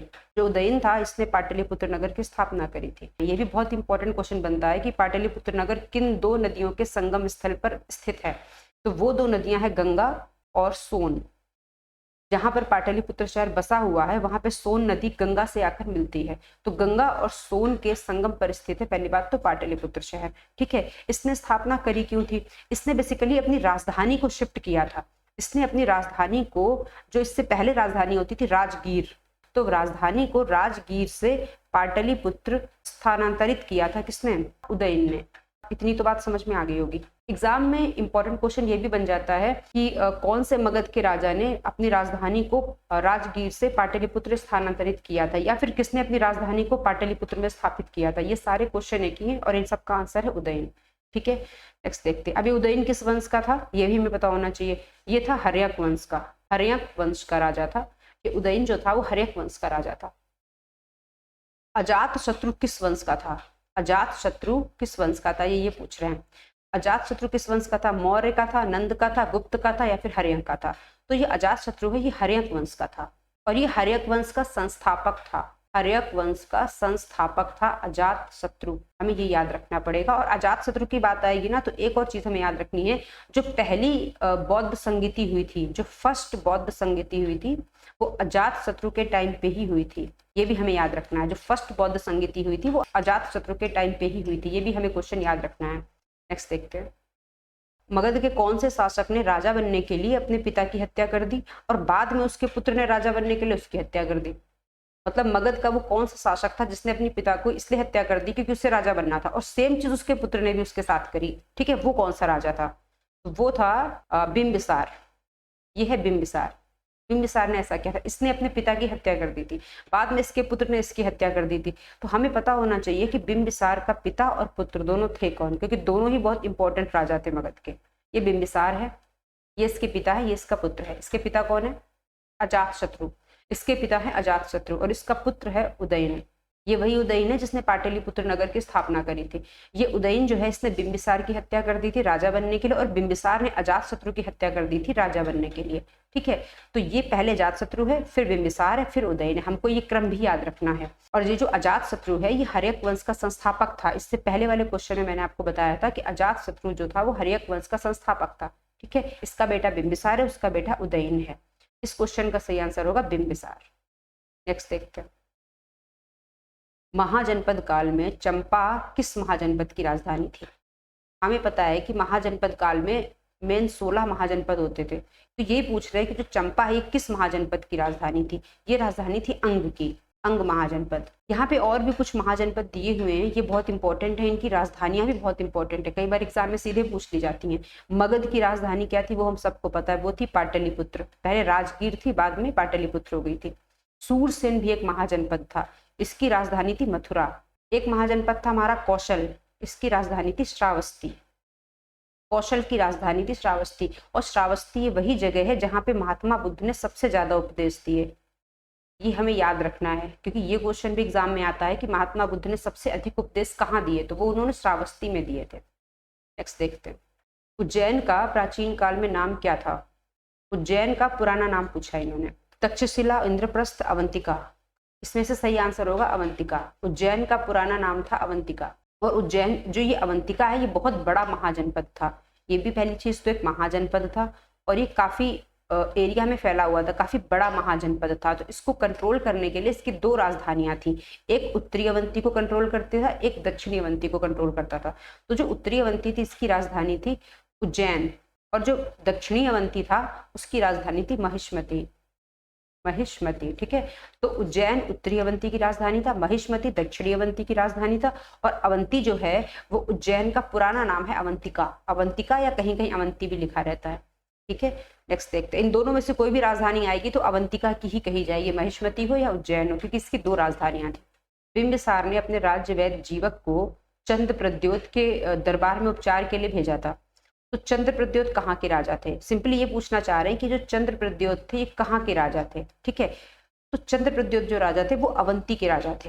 ये चीज तो हमें पहले याद रखनी रहेगी कि जो चंद्रप्रद्योत थे वो अवंती के राजा थे। ठीक है, इससे पहले वाले क्वेश्चन में अवंती को हम थोड़ा सा हमने डिस्कस भी किया हुआ है।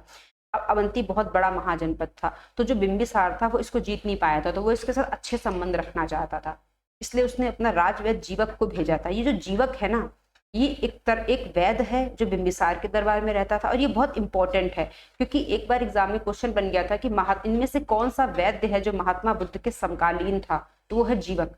जीवक जो है ये महात्मा बुद्ध के समकालीन था कहीं ना कहीं। ठीक है, तो इसका सही आंसर होगा अवंती। नेक्स्ट देख लेते हैं, मगध में नंद वंश का संस्थापक कौन था? मगध में नंद वंश का संस्थापक कौन था? ये तो था महापद्म नंद, ये हम सबको पता है। नंद वंश का संस्थापक था महापद्म नंद। अब इसके बारे में क्या है कि इसके और भी कई नाम थे। पहली चीज तो इसका एक नाम था उग्रसेन, इसका एक नाम था उग्रसेन, ये भी इसी का नाम था। एक और नाम था इसका सर्वछत्रांतक। सर्वछत्रांतक का मतलब है सिंपली क्षत्रियों का अंत करने वाला, क्षत्रियों का अंत करने वाला इसको कहते थे महापद्म नंद को। तो इसका एक नाम था सर्वछत्रांतक। इसी वजह से इसको कहीं कहीं पे अपरशुराम भी कहते हैं। अपरशुराम, अपरशुराम का मतलब ये है कि जो परशुराम जी थे वो भी कहीं ना कहीं क्षत्रियों का अंत करने वाले थे, तो उसी से इसको कहीं ना कहीं मिलते जुलते इसका नाम कहीं कहीं कुछ ऐसे साहित्य हैं जिसमें इसका नाम अपरशुराम भी मिलता है, सर्वछत्रांतक भी है, और इसका नाम उग्रसेन भी है। नेक्स्ट देखते हैं, निम्न में से किस पुस्तक में 16 महाजनपदों का वर्णन मिलता है? 16 महाजनपदों का वर्णन इनमें से किस पुस्तक में मिलता है? महाभारत में, अंगुत्तर निकाय में, त्रिपिटक में, या फिर छांदोग्य उपनिषद में? तो जो 16 महाजनपद है इनका वर्णन मिलता है अंगुत्तर निकाय में। इस पुस्तक में 16 महाजनपदों का वर्णन मिलता है। तो ये पुस्तक बहुत इंपॉर्टेंट है। क्यों? क्योंकि ये बौद्ध धर्म से संबंधित पुस्तक है। सीधे क्वेश्चन आएगा, इनमें से कौन सी पुस्तक बौद्ध धर्म से संबंधित है या कौन सा साहित्य बौद्ध धर्म से संबंधित है? तो वो है अंगुत्तर निकाय। जो अंगुत्तर निकाय है ये बौद्ध धर्म से संबंधित साहित्य है। पहली चीज तो ये। अब एक चीज और हमें याद रखनी, ये बात कर रहे हैं 16 महाजनपद की, तो एक और पुस्तक है जिसमें 16 महाजनपदों का वर्णन मिलता है। वो कौन सी है? वो है भगवती सूत्र। भगवती सूत्र, और ये भी बहुत इंपॉर्टेंट बुक है। आपको जब भी 16 महाजनपदों की बात आएगी तो आपको अंगुत्तर निकाय याद रखना है और आपको भगवती सूत्र भी याद रखना है। और ये किस धर्म से संबंधित है? ये जैन धर्म से संबंधित है। ये जैन धर्म की पुस्तक है जिसमें 16 महाजनपदों का वर्णन मिलता है। ये बौद्ध धर्म की पुस्तक है जिसमें 16 महाजनपदों का वर्णन मिलता है। ठीक है, नेक्स्ट देख लेते हैं। नंद वंश के बाद मगध पर किस राजवंश ने शासन किया? ये कह रहे हैं कि नंद वंश के बाद मगध पर किस राजवंश ने शासन किया। अब ये बहुत इंटरेस्टिंग कहानी है कि नंद वंश के बाद जो वंश आया, कैसे आया, वो कहानी बड़ी इंटरेस्टिंग है। क्योंकि जो नंद वंश का शासक था, आपने सुना होगा धनानंद था। धनानंद जो था वो नंद वंश का शासक था। उसी टाइम पे जब धनानंद जब मगध पे शासन कर रहा था, उसी टाइम पे जो सिकंदर था वो दुनिया को जीतते हुए भारत की तरफ आ रहा था, तो वो भारत पर भी अटैक करने वाला था। तो जो चाणक्य थे उनको पता था कि सिकंदर भारत पर अटैक करने वाला है, तो उन्होंने धनानंद के दरबार में वो गए थे धनानंद को थोड़ा सा सावधान करने सिकंदर के आक्रमण से। लेकिन इसने क्या किया, इसने चाणक्य को इंसल्ट करके उनको निकाल दिया था अपने दरबार से। तो चाणक्य ने क्या किया कि उन्होंने बाद में उन्होंने चंद्रगुप्त मौर्य को तैयार किया और चंद्रगुप्त मौर्य की मदद से इन्होंने धनानंद के शासन को समाप्त किया और चंद्रगुप्त मौर्य का एक बहुत बड़ा साम्राज्य स्थापित हुआ जिसको कहते हैं मौर्य साम्राज्य। ठीक है, तो ये स्टोरी हम सबको थोड़ी बहुत पता है। ठीक है, नंद वंश के बाद जाहिर सी बात है मौर्य वंश आया होगा, क्योंकि धनानंद को चंद्रगुप्त मौर्य ने हराया, उसके बाद फिर उसने खुद के साम्राज्य की स्थापना करी। ठीक है, तो यहाँ पे क्या इन्होंने पूछा है कि नंद वंश के बाद मगध पर किस राजवंश ने शासन किया? तो जाहिर सी बात है मौर्य वंश ने किया होगा, क्योंकि ये पूरी स्टोरी जानने के बाद तो फिर कुछ बचता नहीं। मौर्य वंश ने नंद वंश के बाद मगध पर शासन किया। ठीक है, नेक्स्ट देखते हैं। निम्न में से कौन सा सही सुमेलित नहीं है? कौन सा सही सुमेलित नहीं है? इसमें इन्होंने क्या किया है कि ये इन्होंने 4 इधर महाजनपद लिखे हुए हैं और इधर कुछ राजधानियां लिखी हुई हैं। तो ये पूछना चाह रहे हैं कि ये जो महाजनपद है, ये जो सामने इसकी राजधानी लिखी हुई सही है या नहीं है। तो हम चेक करेंगे क्या ये इनकी राजधानियां थी। तो पहले मत्स्य देखते हैं। मत्स्य महाजनपद की राजधानी विराटनगर थी। हाँ ये थी, ठीक है, ये सही है। कुरु की राजधानी इंद्रप्रस्थ थी। हाँ ये भी थी, ये भी सही है। सूरसेन की राजधानी मथुरा थी। इससे पहले किसी क्वेश्चन में मैंने आपको बताया था इसी वाली क्लास में कि सूरसेन की राजधानी मथुरा थी। ये बात बिल्कुल सही है। अस्मक की राजधानी पोतन थी। ये बात भी सही है, यानी कि ये उपरिक्त सभी सही है। इसका ई पार्ट सही होगा। ठीक है, अब बात कर लेंगे अस्मक की। यहाँ पे अस्मक थोड़ा सा इंपॉर्टेंट है। अस्मक इंपॉर्टेंट क्यों है? क्योंकि जो अस्मक है ये दक्षिण भारत का महाजनपद है। ठीक है, तो जब भी अस्मक की बात आएगी, दक्षिण भारत का महाजनपद है ये, तो जब भी दक्षिण भारत का पूछेंगे इनमें से कौन सा जो महाजनपद है वो दक्षिण भारत का है, तो हम अस्मक की बात करेंगे। अस्मक जो है वो दक्षिण भारत का महाजनपद है और इसकी राजधानी है पोतन। हमें ये भी याद रखनी है। ठीक है, नेक्स्ट देखते हैं। सिकंदर के आक्रमण के समय मगध का राजा कौन था? जब सिकंदर ने आक्रमण किया था उस समय मगध का राजा कौन था? ये सिंपली पूछना चाह रहा है। इससे पहले मैंने आपको भी एक छोटी सी कहानी सुनाई थी कि सिकंदर के आक्रमण के समय क्या क्या सिनेरियो था। चाणक्य आए थे, उन्होंने धनानंद को समझाया था बट उसने निकाल दिया था, उनको भगा दिया था अपने दरबार से। इस तरह से सब चीजें हुई थी। तो जो सिकंदर है इसने आक्रमण किया है, तो अब तो समझ आ रहा होगा ना, उस समय नंद वंश का शासन था और नंद वंश का शासक कौन था? धनानंद था। तो सिकंदर के आक्रमण के समय मगध का राजा धनानंद था। ठीक है, अब सिकंदर ने आक्रमण किया कब था भारत पे? ये सिंपल 1 लाइनर क्वेश्चन बन जाता है कि सिकंदर ने भारत पर आक्रमण कब किया था, तो वो हमको याद रखना है। 326 ईसा पूर्व, ये हमको याद ही रखना है एज इट इज। सिकंदर ने भारत पर आक्रमण किया था 326 ईसा पूर्व में। ठीक है, नेक्स्ट देखते हैं। कालाशोक के समय द्वितीय बौद्ध संगीति हुई थी, ये किस वंश का था? कालाशोक का नाम हमने पहले सुना होगा। इसके समय में द्वितीय बौद्ध संगीति हुई थी। ठीक है, पहली चीज तो कहाँ हुई थी द्वितीय बौद्ध संगीति? तो ये हुई थी वैशाली में। ये हमें याद होना चाहिए। द्वितीय बौद्ध संगीति वैशाली में हुई थी। द्वितीय बौद्ध संगीति वैशाली में हुई थी। ठीक है, उस समय राजा कौन था? कालाशोक था, शासक था कालाशोक। ये किस वंश का था? क्योंकि कई बार इसका वंश हमें समझ नहीं आता, हम इसको अशोक के साथ कंफ्यूज कर जाते हैं। जो कालाशोक है ये शिशुनाग वंश का था। इसको अशोक के साथ कंफ्यूज नहीं करना है। इसके टाइम पे दूसरी बौद्ध संगीति हुई थी, अशोक के टाइम पे तीसरी बौद्ध संगीति हुई थी। ठीक है, ये यहाँ पे मैं लिख दे रही हूँ ताकि आप कंफ्यूज ना हो इसको। अशोक के टाइम पे तीसरी बौद्ध संगीति हुई थी, इसके टाइम पे दूसरी बौद्ध संगीति हुई थी। ठीक है, नेक्स्ट देखते हैं। प्राचीन श्रावस्ती का नगर विन्यास किस आकृति का? श्रावस्ती का नगर, क्योंकि श्रावस्ती जो है महात्मा बुद्ध के जीवन में बहुत इंपॉर्टेंस रखता है, वो ज्यादातर समय उन्होंने यहीं पे बिताया है। तो ये है सिंपल वन लाइनर होगा इसका आंसर, अर्धचंद्राकार। ये अर्धचंद्राकार आकृति का है, बस यही इसका आंसर, इतना ही इसका आंसर है। ठीक है, नेक्स्ट देखते हैं। नंदवंशी शासक था महापद्म नंद, इसके द्वारा कलिंग में नहर खुदवाए जाने का उल्लेख किस अभिलेख में मिलता है? नंद वंश का शासक था महापद्म नंद, ये तो हमें पता है। शासक क्या, ये तो संस्थापक ही था, इसी ने स्थापना करी थी नंद वंश की। तो नंद वंश में जो महापद्म नंद था, इसने कलिंग कहते थे उड़ीसा को, आज के टाइम जो उड़ीसा है उसको पहले हम कलिंग कहते थे। ठीक है, ये जो उड़ीसा है इसी को हम पहले कलिंग कहते थे। कलिंग में नहर खुदवाई, तो ये बात हमें कैसे पता चलती है, मतलब कहीं पे लिखी होगी ये बात, तो ये बात किस अभिलेख में लिखी हुई है ये पूछना चाह रहे हैं। तो ये इसका सही आंसर होगा खारवेल का हाथी गुम्फा अभिलेख, क्योंकि जो ये खारवेल था ये उड़ीसा का राजा था, कलिंग का राजा था खारवेल, तो इसने एक अभिलेख लिखवाया था हाथी गुम्फा करके, उसमें इसने इस चीज का वर्णन किया है। ठीक है, तो खारवेल का जो हाथी गुम्फा अभिलेख है उसमें इसने इस चीज का वर्णन किया, ये हमें याद रखना है। प्राचीन भारत का नेपोलियन किसे कहा जाता है? प्राचीन भारत का नेपोलियन किसे कहा जाता है? चंद्रगुप्त मौर्य, पुष्यमित्र शुंग, कनिष्क या फिर समुद्रगुप्त? इसका सही आंसर होगा समुद्रगुप्त। समुद्रगुप्त को प्राचीन भारत का नेपोलियन कहा जाता है। किसने कहा था समुद्रगुप्त को प्राचीन भारत का नेपोलियन? वो एक इतिहासकार था, उसका नाम था विंसेंट स्मिथ। विंसेंट स्मिथ करके एक इतिहासकार था, उसने कहा था, इसकी वीरता से मुग्ध होकर, इसकी वीरता पर मुग्ध होकर उसने एक बुक लिखी थी अर्ली हिस्ट्री ऑफ इंडिया, उसमें इसने लिखा था समुद्रगुप्त को भारत के नेपोलियन से इसका कंपैरिजन किया था। ठीक है, नेक्स्ट क्वेश्चन देखते हैं। परम भागवत की उपाधि धारण करने वाला प्रथम गुप्त शासक था। परम भागवत की उपाधि किसने धारण की थी?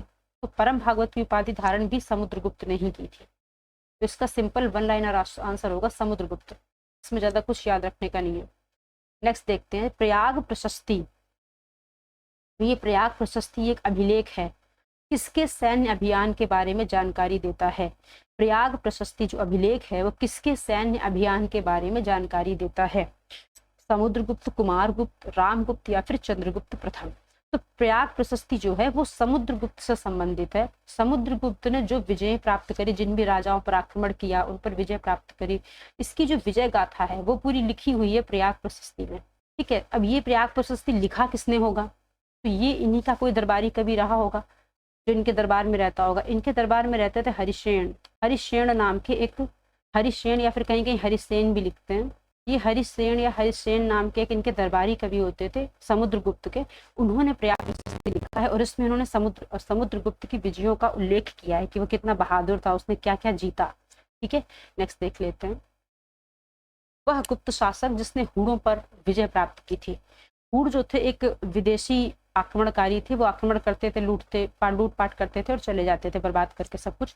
तो हूणों पर विजय किसने प्राप्त करी थी? वो है स्कंदगुप्त। स्कंदगुप्त ने हूणों पर विजय प्राप्त करी थी। ये क्वेश्चन हमें याद रखना है, इसका आंसर होगा स्कंदगुप्त। जब भी हूणों पर विजय प्राप्त करने का क्वेश्चन आएगा तो उसका आंसर होगा स्कंदगुप्त। नेक्स्ट देखते हैं। चीनी यात्री फाहियान किसके शासनकाल में भारत आया? चंद्रगुप्त प्रथम, चंद्रगुप्त द्वितीय, समुद्रगुप्त या फिर कुमारगुप्त? इसका सही आंसर होगा चंद्रगुप्त द्वितीय। जो फाहियान था वो चंद्रगुप्त द्वितीय के शासनकाल में भारत आया था। चंद्रगुप्त द्वितीय का एक और नाम है, वो है विक्रमादित्य। ये इन्होंने विक्रमादित्य की उपाधि धारण की थी, विक्रमादित्य की, ये इन्हीं का नाम है चंद्रगुप्त द्वितीय का। ये जो फाहियान है ये चंद्रगुप्त विक्रमादित्य के टाइम पे ही भारत आया था। ठीक है, अब एक और चीनी यात्री वो है हेन सांग। हेन सांग, अभी हेन सांग किसके दरबार में आया था, किसके समकालीन था या फिर किसके शासन काल में भारत आया था? हेन सांग का भी बहुत बार नाम पूछ लेते, हेन सांग का। फाहियान का तो चलो पता चल गया, चंद्रगुप्त विक्रमादित्य के टाइम पे आया था। हेन सांग किसके टाइम पे आया था? ये आया था हर्षवर्धन के टाइम पे। हर्षवर्धन के टाइम पे, इसको ऐसे याद कर लेंगे, हा से हेन सांग, हा से हर्षवर्धन, तो दोनों ही एक जैसे हैं, तो ये इसी के शासनकाल में आया रहा होगा। नेक्स्ट देखते हैं। कालिदास निम्नलिखित में से किसके दरबार में थे? कालिदास हमारे प्राचीन भारत के बहुत ही महत्वपूर्ण कवि हैं, इन्होंने बहुत अच्छी अच्छी रचनाएं लिखी हैं। किसके दरबार में थे? तो ये थे चंद्रगुप्त विक्रमादित्य के दरबार में या फिर चंद्रगुप्त द्वितीय के दरबार में, क्योंकि चंद्रगुप्त द्वितीय को ही चंद्रगुप्त विक्रमादित्य लिखते हैं। ठीक है, अब कालिदास की कुछ रचनाएं हमें पता होनी चाहिए, जैसे कि अभिज्ञान शकुंतलम, मेघदूत, कुमार संभव, जैसे कि अभिज्ञान शकुंतलम है, मेघदूत है, कुमार संभव है, ऋतु संहारम है, मालविकाग्निमित्र है, ये सारी ही रचनाएं कालिदास की है। ठीक है, नेक्स्ट देख लेते हैं। इनमें से किसने पहली बार व्याख्या की थी कि पृथ्वी की अपनी धुरी पर घूमने के कारण दिन एवं रात होते हैं? पृथ्वी अपनी धुरी पर जब घूमती है तभी दिन और रात होते हैं। ये बात पहली बार किसने कही थी? आर्यभट्ट ने, भास्कर ने, ब्रह्मगुप्त ने या फिर वाराह मिहिर ने? इसका सही आंसर होगा आर्यभट्ट। सबसे पहले ये कॉन्सेप्ट आर्यभट्ट ने दिया था कि पृथ्वी की अपनी धुरी पर घूमने के कारण दिन और रात होते हैं। तो इसका सही आंसर होगा आर्यभट्ट। नेक्स्ट देखते हैं, गुप्त काल में स्वर्ण मुद्राओं को क्या कहा जाता था? गुप्त काल में जो स्वर्ण मुद्राएं थी उनको क्या कहा जाता था? कौड़ी, दिनार, रूपक या फिर पण? तो गुप्त काल में स्वर्ण मुद्राओं को कहते थे दिनार। ठीक है, ये होगा इसका सही आंसर। रूपक कहते थे रजत मुद्रा को, रजत मुद्रा या फिर चांदी की मुद्रा से कहते थे रूपक। इस क्वेश्चन का सही आंसर होगा दिनार। नेक्स्ट देखते हैं, गुप्त काल में लिखे गए संस्कृत के नाटकों में स्त्री और शूद्र कौन सी भाषा बोलते थे? गुप्त काल में जो संस्कृत के नाटक लिखे गए थे उसमें स्त्री और शूद्र कौन सी भाषा बोलते थे? तो ये बोलते थे प्राकृत, क्योंकि बाकी तो जो सब थे वो संस्कृत बोलते थे, स्त्री और शूद्र संस्कृत नहीं बोलते थे, वो प्राकृत भाषा बोलते थे, क्योंकि उनको थोड़ा सा निम्न उसमें दिखाते थे, तो प्राकृत भाषा बोलते थे स्त्री और शूद्र, बाकी सब संस्कृत बोलते थे नाटकों के अंदर। 4 अश्वमेध यज्ञों का संपादन किसने किया था? 4 अश्वमेध यज्ञों का संपादन किसने किया था? वो था प्रवरसेन प्रथम। प्रवरसेन प्रथम, इसने 4 अश्वमेध यज्ञ किए थे। ये किस वंश का था? ये था वाकाटक वंश का। वाकाटक वंश का था प्रवरसेन प्रथम, इसने 4 अश्वमेध यज्ञ किए थे। नेक्स्ट देखते हैं, निम्न में से सती प्रथा का प्रथम अभिलेख कहाँ से प्राप्त हुआ? सती प्रथा का प्रथम अभिलेख कहाँ से प्राप्त हुआ? वो है एरण से। एरण से जो अभिलेख प्राप्त हुआ है उसमें सती प्रथा का वर्णन है। ठीक है, तो इसका हमें नाम याद रखना होगा। एरण अभिलेख जो है वो सती प्रथा से संबंधित है। एरण अभिलेख जो है वो सती प्रथा से संबंधित है। नेक्स्ट देखते हैं, प्राचीन भारत में किस वंश का शासनकाल स्वर्ण युग कहलाता है? किस वंश का शासनकाल स्वर्ण युग कहलाता है? मौर्य, शुंग, गुप्त या फिर मगध? इसका सही आंसर होगा गुप्त वंश। गुप्त वंश जो है वो स्वर्ण काल कहलाता है। क्यों? क्योंकि इसमें पहली चीज तो राजा के साथ साथ प्रजा की भी तरक्की होती थी। राजा इसमें निरंकुश नहीं था कि राजा सब कुछ अपने मन का कर रहा है। न्याय व्यवस्था अच्छी थी, कठोर दंड भी नहीं थे, मतलब बहुत ज्यादा कठोर दंड नहीं होता था कि किसी का एकदम गर्दनी काट दो, ऐसा कुछ नहीं था। हिंदू धर्म किसमें काफी उन्नत, जो आज हम हिंदू धर्म का स्वरूप देख रहे हैं ना वो गुप्त काल से ही आया। आज जो हम हिंदू धर्म का स्वरूप देख रहे हैं वो काफी कुछ गुप्त काल से ही आया। वर्ण व्यवस्था बहुत कठोर नहीं थी, जो वर्ण व्यवस्था है वो बहुत कठोर नहीं थी, मतलब जो वैश्य था जरूरी नहीं है कि वो व्यापार ही करेगा, जो शूद्र थे वो भी व्यापार कर सकते थे, जो ब्राह्मण थे वो भी सेना में भर्ती हो सकते थे। तो वर्ण व्यवस्था बहुत कठोर नहीं थी, महिलाओं की स्थिति भी काफी अच्छी थी और इसमें बहुत सारी अच्छी अच्छी रचनाएं हुई हैं।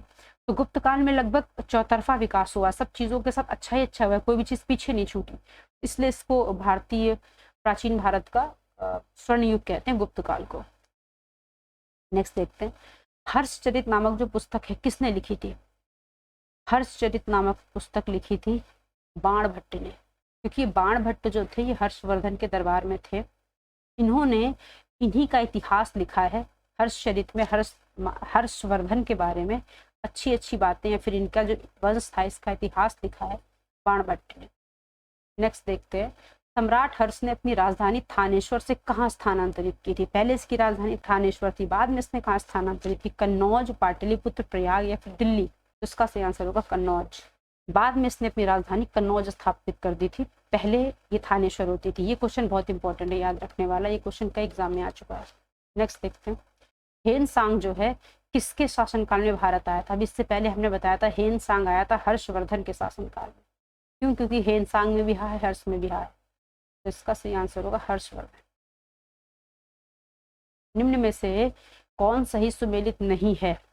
अमीर खुसरो, अलाउद्दीन खिलजी, मतलब ये कवियों के नाम लिखे, ये राजाओं के नाम लिखे, शासकों के नाम लिखे और ये उनके समय के कवि वगैरह के नाम लिखे हुए कि कौन कवि या लेखकों के नाम लिखे हुए। ठीक है, कौन किसके दरबार में था ये चेक करना है हमें। तो जो अमीर खुसरो थे ये अलाउद्दीन खिलजी के दरबार में थे, ये बात सही है। कालिदास विक्रमादित्य के समकालीन थे या फिर उनके दरबार में थे? समकालीन होना या दरबार में होना सेम चीज होती है।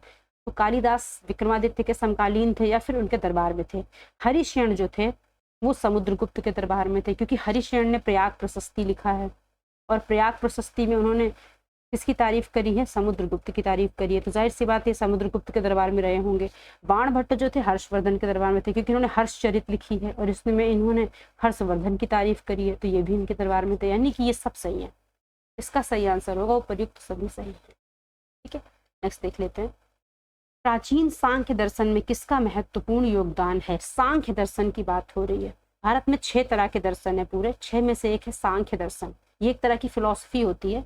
दर्शन का मतलब होता है फिलॉसफी। तो ये सांख्य दर्शन भी एक फिलॉसफी। इसमें किसका, कौन सांख्य दर्शन से किसका संबंध है? कपिल का, गौतम का, नागार्जुन का या फिर चरक का? तो वो है कपिल। जो कपिल मुनि हैं इनका संबंध है सांख्य दर्शन से। ये हमें क्वेश्चन एज इट इज याद रखना है, बहुत इंपॉर्टेंट। जितने भी दर्शन से संबंधित जो व्यक्ति हैं वो सब हमें याद रखने पड़ेंगे। सांख्य दर्शन से संबंधित है कपिल मुनि, ये हमें याद रखना पड़ेगा। अब योग दर्शन के प्रतिपादक थे, ये दूसरा दर्शन आ गया। योग दर्शन के प्रतिपादक कौन थे? ये तो हम सबको पता है, वो थे पतंजलि। जो पतंजलि थे वो योग दर्शन के प्रतिपादक थे। ठीक है, ये पतंजलि किसके दरबार में थे या फिर किसके समकालीन थे? तो ये समकालीन थे पुष्यमित्र शुंग के। जो पतंजलि हैं ये पुष्यमित्र शुंग के समकालीन थे, तो ये योग दर्शन के प्रतिपादक कहे जाते हैं। नेक्स्ट देख लेते हैं। न्याय दर्शन के प्रवर्तक कौन थे? अब न्याय दर्शन की बात हो रही। न्याय दर्शन की बात हुई, भी एक दर्शन है। इसके थे गौतम। इससे पहले हमने कपिल मुनि पढ़े हैं, वो किसके थे? ये सांख्य के थे। ये न्याय दर्शन के हैं। जो गौतम हैं वो न्याय दर्शन के हैं। नेक्स्ट देख लेते हैं। मीमांसा दर्शन भी होता है, उससे कौन संबंधित है? उसके हैं जैमिनी। जैमिनी जो हैं वो मीमांसा दर्शन से संबंधित है। ये मानते हैं, मीमांसा दर्शन का मानना है कि जो वेद हैं वो शाश्वत सत्य हैं। वेद शाश्वत सत्य हैं, मतलब वेदों को सबसे ज्यादा सच माना है किसने? मीमांसा दर्शन वाले लोगों ने। इनका नाम भी याद रखना है। नेक्स्ट देख लेते हैं। कौन अद्वैतवाद को मानता है? इसका आंसर है शंकराचार्य। जो कि शंकराचार्य ही बहुत इंपॉर्टेंट है हमारे एग्जाम के लिए। तो शंकराचार्य अद्वैतवाद को मानते हैं। इनका मानना है कि केवल ज्ञान से ही मुक्ति मिल सकती है। केवल ज्ञान से ही मुक्ति मिल सकती है, ये किसका मानना है? ये शंकराचार्य का मानना है। ये अद्वैतवाद को मानते हैं। क्वेश्चन है, मुद्रा राक्षस जिससे चंद्रगुप्त मौर्य के बारे में विस्तृत जानकारी मिलती है, किसके द्वारा लिखा गया? ये जो मुद्रा राक्षस है ये एक बुक है। इस बुक में चंद्रगुप्त मौर्य के बारे में, जो उसके शासनकाल में जो चीजें हुई थी उनके बारे में जानकारी मिलती। इसके लेखक कौन है? इसको लिखा किसने है? ठीक है, तो इसके लेखक है विशाख दत्त। मुद्रा राक्षस के लेखक है विशाख दत्त। ठीक है, यहाँ पे एक और है, ये है शूद्रक। इन्होंने एक बड़ी इंपॉर्टेंट बुक लिखी है, वो हम यहीं पे याद करते चलेंगे, वो है मृच्छकटिकम। मृच्छकटिकम शूद्रक की है, विशाख दत्त ने लिखी है मुद्रा राक्षस, और इससे चंद्रगुप्त मौर्य के शासन के बारे में जानकारी मिलती है। ये फैक्ट हमको याद रखना है। नेक्स्ट देखते हैं। कौटिल्य की पुस्तक अर्थशास्त्र किस विषय पर आधारित है? आर्थिक संबंधों पर, शासनकाल के सिद्धांतों पर, विदेश नीति पे, धन संचय पे? तो ये अर्थशास्त्र है, लेकिन ये आर्थिक संबंधों पर आधारित नहीं है। ये आधारित है शासनकाल के सिद्धांत और अभ्यास पर। मतलब शासन किस तरह से होना चाहिए, राजा कैसा होना चाहिए, राजा का मित्र कौन होना चाहिए, ये सब चीजें इन्होंने शासनकाल से संबंधित, राज व्यवस्था से संबंधित है। राज व्यवस्था से संबंधित जो पुस्तक है वो है अर्थशास्त्र। किसने लिखी? कौटिल्य ने लिखी है। इसमें इन्होंने बताया है कि राज्य के 7 अंग होते हैं। इसको कहते हैं राज्य का सप्तांग सिद्धांत। तो पूछेगा आपसे कि राज्य का सप्तांग सिद्धांत निम्न में से किस पुस्तक में दिया गया है? तो वो पुस्तक है हमारी अर्थशास्त्र। इसमें इन्होंने राज्य का सप्तांग सिद्धांत दिया। इसका मतलब है कि राज्य के मुख्य 7 अंग होते हैं किसी भी राज्य के। अभी आप फिलहाल इतना ही जान लो, फिलहाल यहाँ पे आपको इतना ही याद रखना है। अब यहाँ पे नाम आया है कौटिल्य का, तो कौटिल्य के बारे में थोड़ी सी बातें हमें पता होनी चाहिए। कौटिल्य कौन थे? तो पहली चीज तो ये प्रधानमंत्री थे किसके? चंद्रगुप्त मौर्य के। ये चंद्रगुप्त मौर्य के प्रधानमंत्री थे। ठीक है, बचपन का नाम इनका विष्णुगुप्त था, ये सब तो हमें पता ही है। ये हमें याद रखना पड़ेगा कि चंद्रगुप्त मौर्य के ये प्रधानमंत्री थे। ये फैक्ट हमें याद रखना पड़ेगा। और इन्होंने चंद्रगुप्त मौर्य का जो साम्राज्य था उसको बनाने में इनका बहुत बड़ा रोल था, चाणक्य का। इन्हीं को, कौटिल्य को ही तो चाणक्य कहते थे, इन्हीं को चाणक्य कहते थे, कौटिल्य को। ठीक है, इनका बहुत बड़ा रोल था चंद्रगुप्त मौर्य का साम्राज्य स्थापित करने में। नेक्स्ट देखते हैं। भारत में पहले साम्राज्य की स्थापना किस शासक के द्वारा की गई? पहला साम्राज्य इसलिए कि मतलब ऐसा नहीं कि उससे पहले साम्राज्य नहीं होते, तो उससे पहले भी छोटे छोटे राज्य चल रहे थे, लेकिन पहला साम्राज्य इसलिए कि उसने संपूर्ण भारत का एक तरीके से एकीकरण किया। मतलब संपूर्ण भारत को एक साम्राज्य के नीचे लेके आया, वो था चंद्रगुप्त मौर्य। इसने जो छोटे छोटे राज्य थे उन सबको जीत के इसने अपने अंडर में लिया और एक बहुत बड़ा अंपायर, इसने बहुत बड़ा साम्राज्य स्थापित किया, इसलिए इसके साम्राज्य को पहला साम्राज्य कह देते हैं। तो ये था चंद्रगुप्त मौर्य। ठीक है, नेक्स्ट देखते हैं। और इसमें इसकी मदद किसने करी? चाणक्य ने। इसकी मदद करी थी चाणक्य ने। नेक्स्ट देखते हैं। सैंड्रोकोटस से चंद्रगुप्त मौर्य की पहचान किसने की? अभी सैंड्रोकोटस क्या है? सैंड्रोकोटस जो प्राचीन साक्ष्य और शिलालेख हैं उनमें एक नाम बार बार मिल रहा था, वो था सैंड्रोकोटस। ठीक है, तो इस शब्द को लोग समझ नहीं पा रहे थे कि सैंड्रोकोटस है कौन। तो फिर एक आए विलियम जोन्स। ये जो विलियम जोन्स हैं इन्होंने बहुत रिसर्च करी और इन्होंने रिसर्च करके बताया कि जो सैंड्रोकोटस है ये और कोई नहीं बल्कि चंद्रगुप्त मौर्य है। तो ये क्वेश्चन का मतलब ये है कि सैंड्रोकोटस से चंद्रगुप्त मौर्य की पहचान किसने की? तो विलियम जोन्स ने की। ये बहुत इंपॉर्टेंट क्वेश्चन है, मैं बता दूं आपको, मोस्ट इंपॉर्टेंट क्वेश्चन की कैटेगरी में रखो आप इसको। ये क्वेश्चन बहुत बार आ चुका है एग्जाम में। नेक्स्ट देखते हैं। पाटलिपुत्र में स्थित चंद्रगुप्त का जो महल है मुख्यतः बना था। पाटलिपुत्र में जो चंद्रगुप्त का महल है वो मुख्यतः किस चीज का बना हुआ था? ईंटों का, पत्थर का, लकड़ी का या फिर मिट्टी का? ठीक है, तो ये बना हुआ था लकड़ी का। इसके जो साक्ष्य हैं वो हमें मिले हुए हैं, जो अवशेष हैं वो मिले हुए हैं इतिहासकारों को या पुरातत्वविदों को। तो उन्होंने इससे पता किया, इसके अवशेषों से पता लगाया गया कि ये लकड़ी का बना हुआ था। और इसके अवशेष कहाँ से मिले हैं? अब चूंकि पाटलिपुत्र इनकी राजधानी थी, उसी के आसपास से इनके अवशेष मिले। और पाटलिपुत्र का नया नाम क्या है? पटना। पटना को ही तो पाटलिपुत्र कहते थे ना, तो पटना के आसपास से ही इसके अवशेष मिले हैं। तो हमें यहाँ पे दो जगहों के नाम याद रखने हैं जहां से इसके अवशेष मिले, उससे पेपर में क्वेश्चन बनता है। वो है कौन सी दो जगह? एक है बुलंदीबाग और एक है कुम्रहार। एक है हमारा बुलंदीबाग और एक है कुम्रहार। इन दोनों ही जगहों से चंद्रगुप्त के महल के जो लकड़ी का बना था उसके अवशेष मिले हैं। ठीक है, ये कहाँ पे है? पटना के ही आसपास से मिले हैं। तो इन दोनों जगहों का नाम हमें याद रखना है। नेक्स्ट देखते हैं। निम्न में से किस मौर्य राजा ने दक्षिण भारत पर विजय प्राप्त की थी? कौन सा मौर्य राजा था जिसने दक्षिण भारत पर विजय प्राप्त की थी? ठीक है, तो इसकी बात होगी तो चंद्रगुप्त मौर्य का नाम आएगा। चंद्रगुप्त मौर्य ने, मैंने बताया ना आपको, चंद्रगुप्त मौर्य ने बहुत बड़ा साम्राज्य स्थापित किया था। दक्षिण में, पश्चिम में, हर जगह भी आप आगे पढ़ोगे वो बहुत आगे तक उसने साम्राज्य विस्तार किया था। तो दक्षिण तक गया था और दक्षिण तक उसने विजय प्राप्त करी थी। ठीक है, और जब बात होगी दक्षिण भारत की तो चंद्रगुप्त मौर्य की जो मृत्यु हुई थी वो भी दक्षिण भारत में ही हुई थी। इसकी मृत्यु जो थी वो दक्षिण भारत में ही हुई थी। कैसे? इसकी मृत्यु हुई थी कर्नाटका में। ठीक है, अब कर्नाटक में ऐसा नहीं है कि ये कर्नाटक में गया और अचानक से इसकी मृत्यु हो गई। इसने जानबूझकर अपने शरीर को छोड़ा था। एक विधि होती है संलेखना। संलेखना विधि का संबंध है चंद्रगुप्त की मृत्यु से।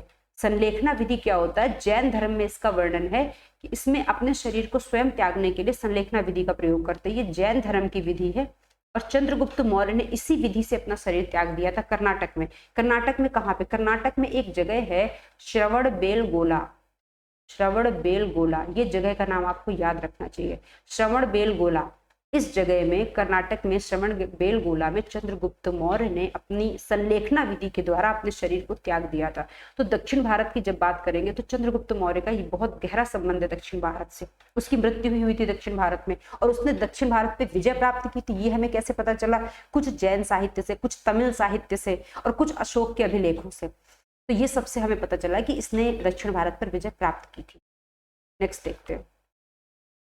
मालवा, गुजरात और महाराष्ट्र किस शासक ने पहली बार जीता? देखो मैं आपको बता रही थी ना कि इसने पश्चिम तक, दक्षिण तक सब कुछ इसने जीत लिया था, बहुत कुछ इसने जीता था।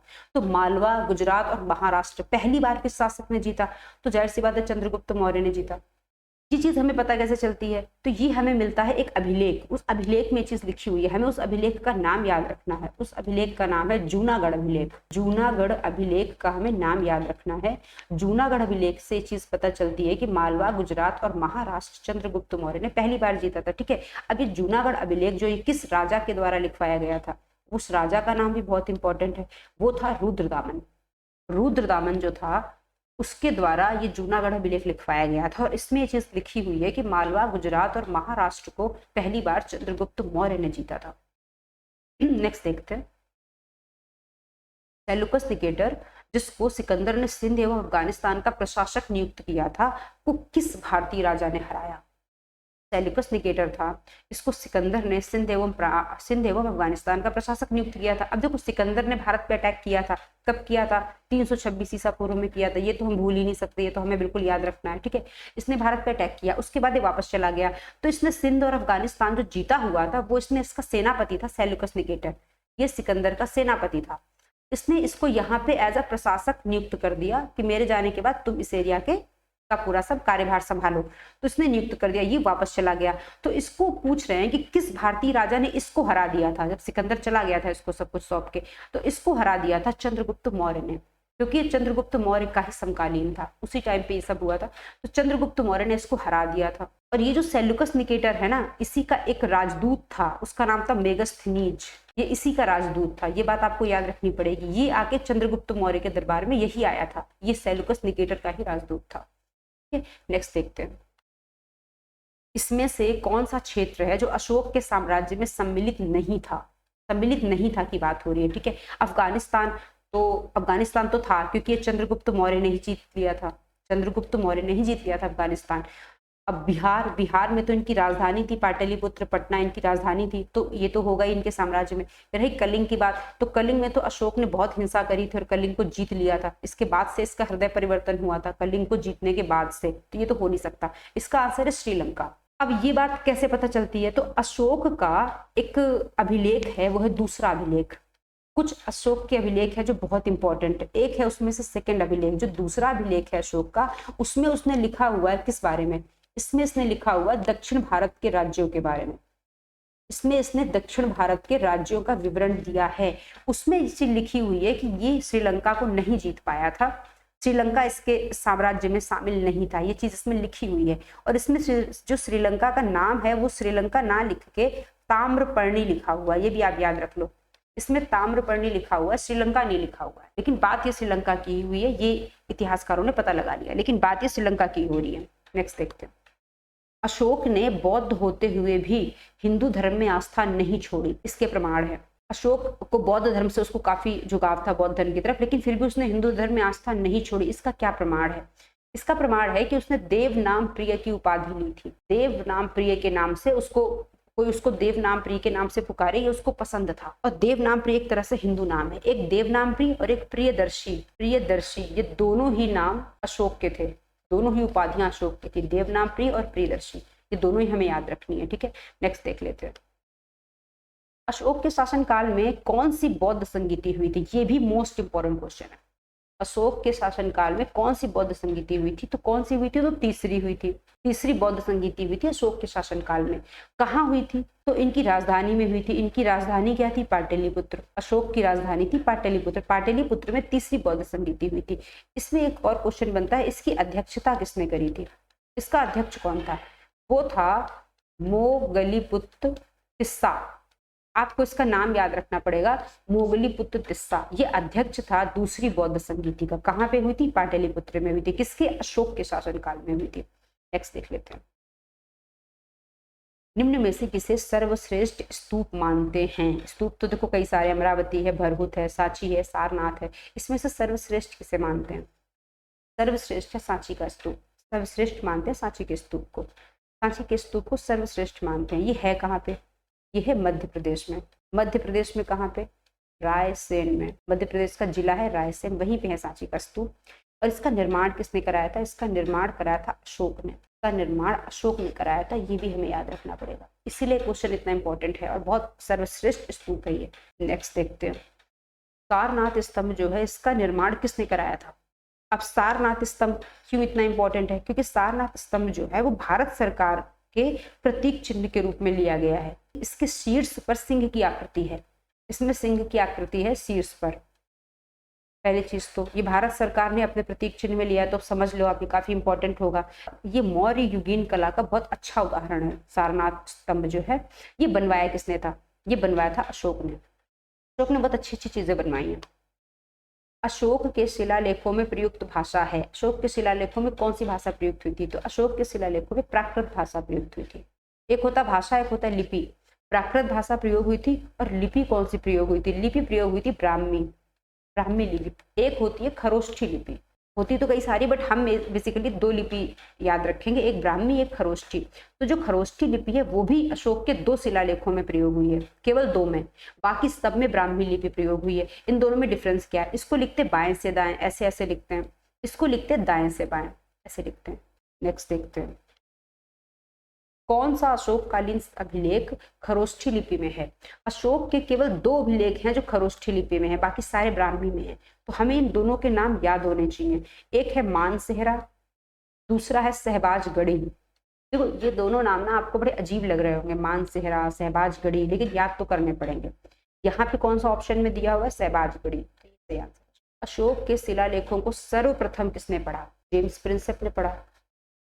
ये सिंपल 1 लाइनर है लेकिन बहुत इंपॉर्टेंट क्वेश्चन है, ये हमें याद रखना पड़ेगा। जेम्स प्रिंसेप ने पढ़ा था। ब्राह्मी लिपि को सर्वप्रथम किसने पढ़ा? तो ब्राह्मी लिपि में क्या लिखा हुआ था? ब्राह्मी लिपि में जो लिखे हुए थे वो अशोक के शिलालेख लिखे हुए थे। तो अशोक के शिलालेखों को सबसे पहले जिसने पढ़ा होगा उसी ने तो ब्राह्मी लिपि को सबसे पहले पढ़ा होगा। तो जाहिर सी बात है जेम्स प्रिंसेप होगा इसका सही आंसर। इससे पहले वाले का आंसर भी जेम्स प्रिंसेप था, इसका भी आंसर जेम्स प्रिंसेप होगा। नेक्स्ट देखते हैं, अपने अभिलेखों में अशोक सामान्यतः किस नाम से जाने जाते हैं? अशोक 2 नामों से ज्यादा जाने जाएंगे, एक है देवनाम प्रिया और एक है प्रियदर्शी। अशोक अपने ज्यादातर शिलालेखों में इन्हीं 2 नामों से जाने जाएंगे। यहाँ पे कौन सा है? यहाँ पे है प्रियदर्शी। निम्न अभिलेखों में से किसमें अशोक का नाम उल्लिखित है? अशोक का जो नाम अशोक है वो केवल 4 अभिलेखों में है, केवल 4 अभिलेख है, वो चारों ही बहुत इंपॉर्टेंट है। केवल 4 अभिलेखों में अशोक का नाम अशोक लिखा हुआ है, वो चारों ही अभिलेख बहुत इंपॉर्टेंट है। वो कौन कौन से हैं? गुर्जरा, मस्की, नेट्टूर, उदयगोलान। ये चारों ही बहुत इंपॉर्टेंट है, इसीलिए मैंने ये क्वेश्चन इस तरह से सेट किया है, क्योंकि जब एग्जाम में क्वेश्चन आता है तो एक जो ऑप्शन होगा वो तो इनमें चारों में से कोई एक होगा, बाकी 3 कुछ और लिख देंगे। तो ये चारों ही हमें याद रखने हैं। ये 4 अभिलेख है जिनमें अशोक का नाम उल्लिखित है। अशोक का नाम अशोक, वरना वो क्या जैसे अभिलेख लिखवाया उसने तो उसमें लिखाएगा मैं मगध का सम्राट ऐसे करके लिखवाएगा, या फिर मैं देवनाम प्रिय, या फिर मैं प्रियदर्शी, इस तरह से वो लिखवा रहा है। तो ये जो अशोक नाम जो है ना वो उसने सिर्फ 4 में उसका नाम देखने को मिलता है। ठीक है, वो है गुर्जरा, मस्की, नेट्टूर, उदयगोला। तो ये चारों ही मोस्ट इंपॉर्टेंट है, आपको याद रखने हैं चारों। नेक्स्ट देखते हैं, अशोक का जो रुमनदेही स्तंभ है वो किससे संबंधित है? देखो अशोक जो था वो बौद्ध धर्म से उसको बहुत लगाव था। वो गया महात्मा बुद्ध का जो जन्म स्थान था वहां पे गया वो, और वहां पे जाके वहां की जगह की रिस्पेक्ट के लिए उसने क्या किया कि जो उनका टैक्स था या ये कहो जो उनका भू राजस्व था उसको इसने काफी कम कर दिया। 1/6 होता था पहले, उसको इसने 1/8 कर दिया था। भू राजस्व को इसने कम किया था। जो भगवान बुद्ध का जन्म स्थल था इसने उसकी यात्रा करी और इसने उनके भू राजस्व को कम किया। ये चीज जो है ना ये चीज लिखी हुई है अशोक के रुमनदेही स्तंभ में। ठीक है, इसीलिए क्वेश्चन बनता है कि अशोक का जो रुमनदेही स्तंभ है वो किससे संबंधित है? तो ये बुद्ध के जन्म से संबंधित है, क्योंकि जन्म स्थान पे जाके उसने वहां के लोगों का टैक्स कम कर दिया था। कलिंग युद्ध का वर्णन किस शिलालेख में मिलता है? कलिंग युद्ध हम सबको पता है, अशोक ने कलिंग पे अटैक किया था, बहुत ज्यादा हिंसा हुई थी, उसके बाद उसका हृदय परिवर्तन हो गया था। कहते हैं अशोक का हृदय परिवर्तन किस युद्ध के बाद हुआ था? तो ये कलिंग का युद्ध था, इसके बाद हुआ था। तो ये युद्ध बहुत महत्वपूर्ण है। तो कलिंग के युद्ध का जो वर्णन है वो अशोक के किस शिलालेख में मिलता है? तो ये बहुत इंपॉर्टेंट है, ये हमें याद रखना है। जो अशोक का 13वां शिलालेख है, अशोक का 13वां शिलालेख है वो कलिंग युद्ध से संबंधित है। वह एकमात्र स्तंभ जिसमें अशोक ने स्वयं को मगध का सम्राट बताया है। एकमात्र स्तंभ मतलब कि सिर्फ एक ही ऐसा स्तंभ है जिसमें अशोक ने स्वयं को मगध का सम्राट बताया। तो ये कौन सा है? मस्की है, रुमनदेही है, भबरू है या फिर क्वीन है? तो ये इसका सही आंसर होगा भबरू अभिलेख। ये एक ही है तो आपको याद रखना है इसको। ठीक है, नेक्स्ट देख लेते हैं, निम्न में से किस दक्षिण राज्य का उल्लेख अशोक के शिलालेखों में नहीं मिलता है? किस दक्षिण राज्य का उल्लेख अशोक के शिलालेखों में नहीं मिलता है? तो पहली चीज तो अशोक का कौन सा शिलालेख है जिसमें दक्षिण राज्यों का उल्लेख मिलता है? अशोक के किस शिलालेख में दक्षिण राज्यों का उल्लेख मिलता है? ये क्वेश्चन भी अपने आप में बहुत इंपॉर्टेंट है। वो है अशोक का दूसरा शिलालेख। इससे पहले हमने 13वां शिलालेख पढ़ा है, उसमें क्या मिलता था? उसमें कलिंग युद्ध का प्रमाण मिलता है। दूसरे शिलालेख में क्या है? दक्षिण राज्यों का वर्णन मिलता है। तो ये कह रहे दक्षिण राज्यों के वर्णन में कौन से राज्य का वर्णन नहीं मिला है? चोल, पांड्य, चेर या फिर सातवाहन? तो चोल, पांड्य, चेर और श्रीलंका का भी वर्णन यहीं पे मिलता है दूसरे अभिलेख में। ये सब कुछ तो इसमें मिला है लेकिन सातवाहन नहीं मिला है। जो दूसरा अभिलेख है अशोक का उसमें चोल, पांड्य, चेर और श्रीलंका इन सब का तो वर्णन मिला है, लेकिन सातवाहन वंश जो कि दक्षिण भारत का वंश था इसमें इसका वर्णन नहीं मिला है। ठीक है, तो इसका इस क्वेश्चन का सही आंसर ये हो जाएगा। नेक्स्ट देखते हैं, जो यूनानी राजदूत था मेगस्थनीज भारत में किसके दरबार में रहते थे?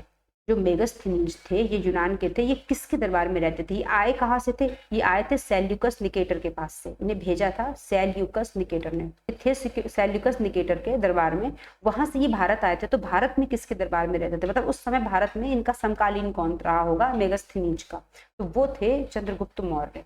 ये चंद्रगुप्त मौर्य के दरबार में रहते थे। कहाँ से आए थे? तो सेल्यूकस निकेटर के दरबार से आए थे। ये सेल्यूकस निकेटर कौन था? ये सिकंदर का सेनापति था। सेल्यूकस निकेटर कौन था? ये सिकंदर का सेनापति था। नेक्स्ट देख लेते हैं। मौर्य काल में शिक्षा का सर्वाधिक प्रसिद्ध केंद्र था। मौर्य काल में शिक्षा का सर्वाधिक प्रसिद्ध केंद्र कौन सा था? ठीक है, तो मौर्य काल की अगर बात करेंगे तो हमको पता है कि इसका संस्थापक था चंद्रगुप्त मौर्य। चंद्रगुप्त मौर्य के गुरु कौन थे जिन्होंने इसकी मदद करी थी ये पूरा साम्राज्य स्थापित करने में? वो थे चाणक्य। अब चाणक्य जो थे वो कहाँ पे शिक्षक थे, कहाँ पे पढ़ाते थे? ये पढ़ाते थे तक्षशिला में। उस समय तक्षशिला जो था शिक्षा के लिए बहुत प्रसिद्ध था। ठीक है, इसका आंसर होगा तक्षशिला। नेक्स्ट देख लेते हैं।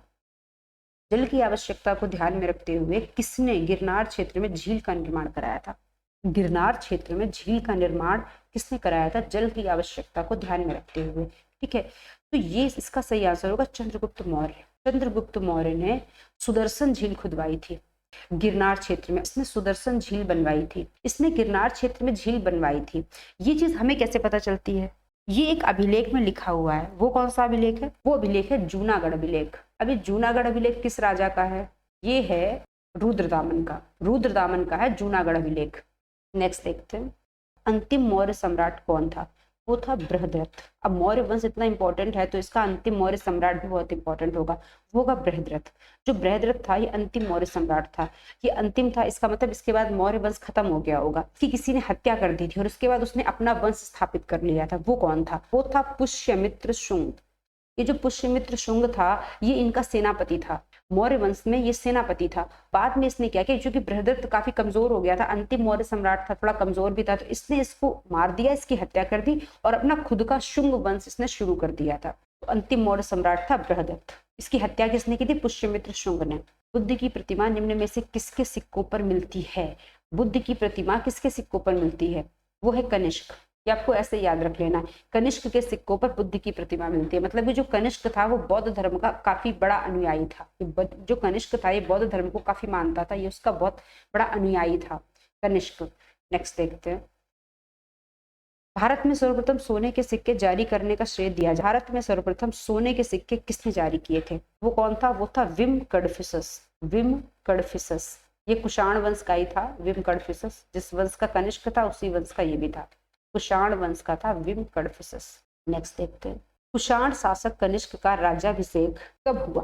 तो हमें कनिष्क के राज्याभिषेक में इतना इंटरेस्ट क्यों है? पहली चीज तो इसका राज्याभिषेक में हमें इंटरेस्ट इसलिए है, ये इंपॉर्टेंट क्वेश्चन इसलिए बनता है कि जब इसका राज्याभिषेक हुआ था उस टाइम पे एक नया संवत शुरू हुआ था, वो था शक संवत। तो शक संवत की शुरुआत है वो कनिष्क के राज्याभिषेक से ही हुई थी, इसलिए हमको इस चीज में इंटरेस्ट है, इसलिए क्वेश्चन इंपॉर्टेंट बन जाता है। कनिष्क का राज्याभिषेक कब हुआ था? ये हुआ था 78 AD में, 78 ईस्वी में। ईसा पूर्व नहीं है, ये ईस्वी है, मतलब ये ईस्वी है, ये ईसा पूर्व नहीं है, ये 78 AD, इसलिए इसमें AD लिखा हुआ। ईसा पूर्व में BC लिखते हैं। नेक्स्ट देख लेते हैं। विक्रम संवत का प्रारंभ कब से माना जाता है? इसका प्रारंभ मानते हैं 57 ईसा पूर्व से, मतलब कि 57 ईसा पूर्व से विक्रम संवत का प्रारंभ मानते हैं। विक्रमादित्य ने अपने नाम के साथ विक्रम संवत स्टार्ट करी। इसने कब शुरू करी? 57 ईसा पूर्व। ईसा पूर्व मतलब BC, बिफोर क्राइस्ट। ईसा पूर्व में इसने शुरू करी थी। और ये देखो कनिष्क का राज्याभिषेक होता है 78 AD में, मतलब 78 ईस्वी में।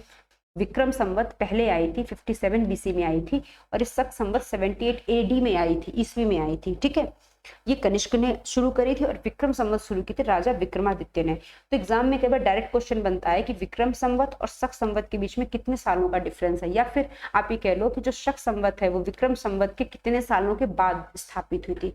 वो है 135 सालों के बाद, क्योंकि आप जब इन दोनों का डिफरेंस निकालोगे तो 135 साल आएगा। निम्न में से कौन एक कनिष्क के दरबार में नहीं था? कनिष्क के दरबार में कौन नहीं था? अश्वघोष, चरक, नागार्जुन या पतंजलि। ठीक है, तो अश्वघोष, चरक, नागार्जुन ये तीनों ही कनिष्क के दरबार में थे। अश्वघोष, चरक, नागार्जुन तीनों ही कनिष्क के दरबार में थे, प्लस एक और थे, एक थे पार्श्व, ये भी थे कनिष्क के दरबार में। ये सारे ही कनिष्क के दरबार में थे। ये पतंजलि जो थे ये नहीं थे कनिष्क के दरबार में, इसलिए इस क्वेश्चन का आंसर हो जाएंगे पतंजलि। ये किसके दरबार में थे? ये पुष्यमित्र शुंग के दरबार में थे। पतंजलि जो थे ये पुष्यमित्र शुंग के दरबार में थे, कनिष्क के दरबार में नहीं थे। और पतंजलि ने बहुत इंपॉर्टेंट पुस्तक लिखी थी, महाभाष्य। महाभाष्य महाभाष्य लिखी थी, जो पाणिनि की अष्टाध्यायी थी उस पर इन्होंने महाभाष्य लिखी थी। ठीक है, नेक्स्ट देख लेते हैं। कला की जो गांधार शैली थी किसके समय में फली फूली? तो जब भी कला की गांधार शैली की बात होगी तो आपके दिमाग में सिर्फ एक ही नाम आना चाहिए, वो है कुषाण। कुषाणों के समय या फिर कनिष्क के समय, कनिष्क के समय या कुषाणों के समय। कला की गांधार शैली का संबंध सिंपल कुषाणों से ही है और किसी से नहीं है। सातवाहन वंश का संस्थापक कौन था? सातवाहन वंश का संस्थापक था सिमुक। ये दक्षिण भारत का एक राजवंश था, इसका संस्थापक था सिमुक। चोल साम्राज्य का संस्थापक कौन था? बात हो रही है चोल साम्राज्य की। दक्षिण भारत का बहुत ही महत्वपूर्ण साम्राज्य है चोल साम्राज्य। इसका संस्थापक कौन था? विजयालय, परांतक, कृष्णा प्रथम या फिर राजराज चोल। इसका संस्थापक था विजयालय। अभी विजयालय कौन था? चोल से पहले यहाँ पर पल्लवों का साम्राज्य था। जो पल्लव थे उनका ये सामंत था, उनके यहाँ सामंती व्यवस्था थी, तो उनका सामंत था विजयालय। बाद में इसने अपना खुद का चोल साम्राज्य स्थापित कर लिया था। ठीक है, अब बात हुई है चोल साम्राज्य की, तो हमें इसकी राजधानी भी पता होनी चाहिए। इसकी राजधानी थी तंजावुर, या फिर कहीं कहीं पे तंजौर भी लिख देते हैं। तंजावुर या तंजौर ये इसकी राजधानी थी चोल साम्राज्य की। नेक्स्ट देख लेते हैं। इसमें ये दो ही बातें याद रखने लायक है, एक तो इसकी राजधानी थी तंजावुर या तंजौर, दूसरा इसका जो संस्थापक है वो विजयालय था। ये दोनों बातें इसमें याद रखने वाली है। नेक्स्ट देख लेते हैं। निम्न में से किस शिव मंदिर में भारत की सबसे बड़ी नंदी की मूर्ति स्थापित है? कौन सा ऐसा शिव मंदिर है जिसमें नंदी की मूर्ति सबसे बड़ी है? बृहदेश्वर, लिंगराज, कंदरिया महादेव या फिर मीनाक्षी मंदिर? तो वो शिव मंदिर है हमारा बृहदेश्वर मंदिर। बृहदेश्वर मंदिर ये है कहाँ पे? ये है तंजौर में या फिर तंजावुर में। और हमें पता है कि जो तंजौर थी वो चोलों की राजधानी थी, इससे पहले वाले क्वेश्चन में पढ़ चुके हैं। तो ये बनवाया किसने था? बृहदेश्वर मंदिर चोल राजाओं ने बनवाया था। उसमें से किस चोल राजा ने बनवाया था? उनका नाम था राजराज प्रथम। राजराज प्रथम ने इसको बनवाया था। इन्हीं के नाम पे इसका एक और नाम पड़ गया राजराजेश्वर मंदिर। इसी मंदिर को राजराजेश्वर मंदिर भी कहते हैं। राजराज प्रथम ने इसको बनवाया था। किस दक्षिण भारतीय वंश में ग्राम पंचायतें मौजूद थी? ये बहुत इंपॉर्टेंट क्वेश्चन है। इस स्लाइड का ये अगर कहें मोस्ट इंपॉर्टेंट क्वेश्चन है तो ये बात बिल्कुल सही है। इस स्लाइड का ये मोस्ट इंपॉर्टेंट क्वेश्चन है क्योंकि इससे पहले भी MPPCS का एग्जाम हुआ था, उसमें भी ये क्वेश्चन आया था। और बिहार PCS का तो ये ऑलरेडी आया हुआ क्वेश्चन। MPPCS का जो एग्जाम अभी 2022 में ही हुआ है उसमें क्वेश्चन आ चुका है। बिहार PCS का आया हुआ क्वेश्चन है, ये बहुत इंपॉर्टेंट क्वेश्चन है। किस दक्षिण भारतीय वंश में ग्राम पंचायतें मौजूद थी? ग्राम पंचायतें मौजूद थी, ग्राम पंचायतें थी। वो कौन था? वो था चोल। चोलों की अपनी ग्राम पंचायत थी। इसको आपको एज इट इज ऐसे याद रख लेना है कि चोलों के समय में ग्राम पंचायतें थी। ठीक है, नेक्स्ट देख लेते हैं। निम्न में से दक्षिण भारत का कौन सा राजवंश है अपनी नौसैनिक शक्ति के लिए जाना जाता था? नौसैनिक शक्ति मतलब उनके पास बहुत अच्छी नेवी होती थी, अच्छी नेवी थी उनके पास। वो कौन थे? वो थे चोल। क्योंकि इन्होंने दूसरे देशों में जाके आक्रमण करने के साक्ष्य मिले हैं। इन्होंने दूसरे देशों पे जाके आक्रमण किया, इसके साक्ष्य मिले हैं कि इन्होंने दूसरे देशों पे जाके विदेशों पे आक्रमण किए हैं इन्होंने, और इसके लिए अच्छी नेवी चाहिए होती है, तो इनके पास सबसे अच्छी नेवी थी। चालुक्य वंश का सबसे महान शासक कौन था? चालुक्य वंश का सबसे महान शासक, तो चालुक्य वंश भी दक्षिण भारत का ही एक वंश था। इसका सबसे महान शासक था पुलकेशिन द्वितीय। और ये इतना महान था कि इसकी महानता के लिए एक अभिलेख लिखा गया। उस अभिलेख में इसकी महानता के किस्से लिखे गए। उस अभिलेख में लिखा गया कि ये किसको इसने हराया, कितना महान था, यही उस अभिलेख में लिखा गया। तो इसकी महानता के किस्से एक अभिलेख में लिखे गए। उस अभिलेख का नाम एग्जाम में बहुत बार पूछ लेते हैं कि ये अभिलेख किससे संबंधित है। आपको उस अभिलेख का नाम याद रखना रहेगा, वो है ऐहोल अभिलेख। एग्जाम में क्वेश्चन आएगा कि ऐहोल अभिलेख किस शासक से संबंधित है? वो है पुलकेशिन द्वितीय। पुलकेशिन द्वितीय किस वंश का था? तो वो चालुक्य वंश का था। ठीक है, अब ये इतना महान था, आप ये सोचो जो राजा थे हर्षवर्धन, ये उनका समकालीन था। हर्षवर्धन ने सोचा था दक्षिण विजय करने का, दक्षिण को जीतने की सोचा था हर्षवर्धन ने। तो हर्षवर्धन के इस अभियान को इसने पूरा नहीं होने दिया था, इसने हर्षवर्धन को दक्षिण में नहीं आने दिया था, इसने हर्षवर्धन को हरा दिया था। हर्षवर्धन हार गए थे, किससे? पुलकेशिन द्वितीय से। हर्षवर्धन की हार हुई थी और ये जीता था। इसने हर्षवर्धन को दक्षिण में नहीं आने दिया था। दक्षिण जीतने का जो सपना था हर्षवर्धन का, वो इसने पूरा नहीं होने दिया था। किसने? पुलकेशिन द्वितीय ने। ये था किस वंश का? चालुक्य वंश का था। नेक्स्ट देखते हैं। संगम साहित्य में जो तोलकापियम है एक ग्रंथ है, संगम साहित्य में एक ग्रंथ है तोलकापियम नाम से। ठीक है, ये ग्रंथ है किससे संबंधित है? ये संबंधित है तमिल व्याकरण से, तमिल कविताओं से, तमिल वास्तुशास्त्र या फिर तमिल राजशास्त्र से। तो एक बात तो तय है कि ये तमिल भाषा का ही ग्रंथ है। ठीक है, उसमें भी किससे संबंधित है? तो तमिल व्याकरण से संबंधित है, ये तमिल ग्रामर से संबंधित ग्रंथ है तोलकापियम। इसको लिखा किसने था? तो इसको याद करने में आपको ज्यादा दिक्कत नहीं आएगी, क्योंकि इसका जो लेखक है उसका नाम है तोलकापियर।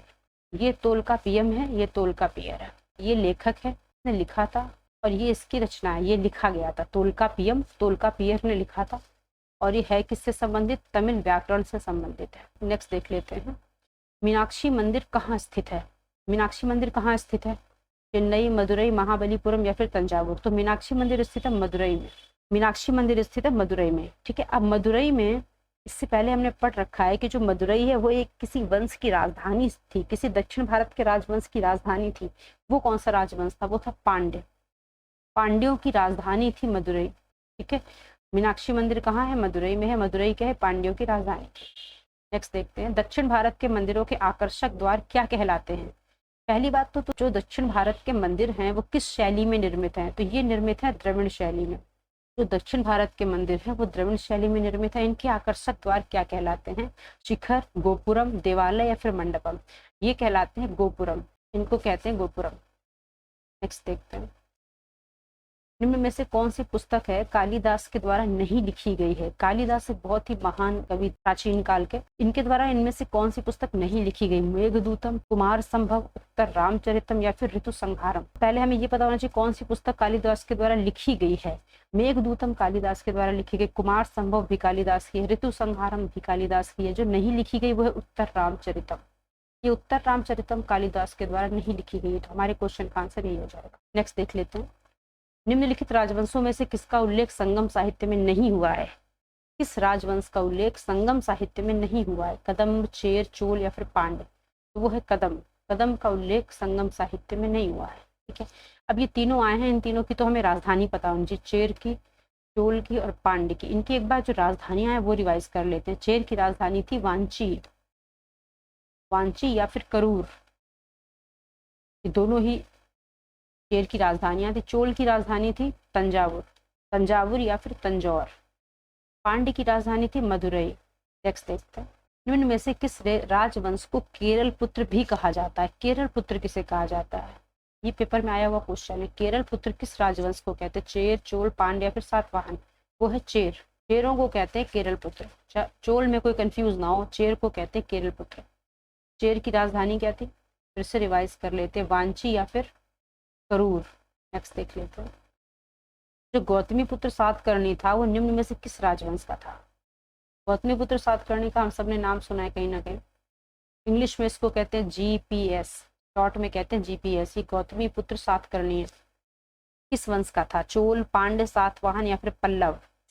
ये था सातवाहन वंश का। इसका अब सातवाहन वंश का जिक्र हुआ है तो इसका संस्थापक का नाम भी हमें पता होना चाहिए, वो था सिमुक। जो सिमुक है वो सातवाहन वंश का संस्थापक है। इसकी राजधानी क्या थी? इसकी राजधानी थी प्रतिष्ठान या फिर पैठान। प्रतिष्ठान या फिर पैठान, ये इसकी राजधानी थी। गौतमीपुत्र सातकर्णी इसका एक बहुत ही महान शासक था। आज की क्लास यहीं तक रखते हैं। Thank you.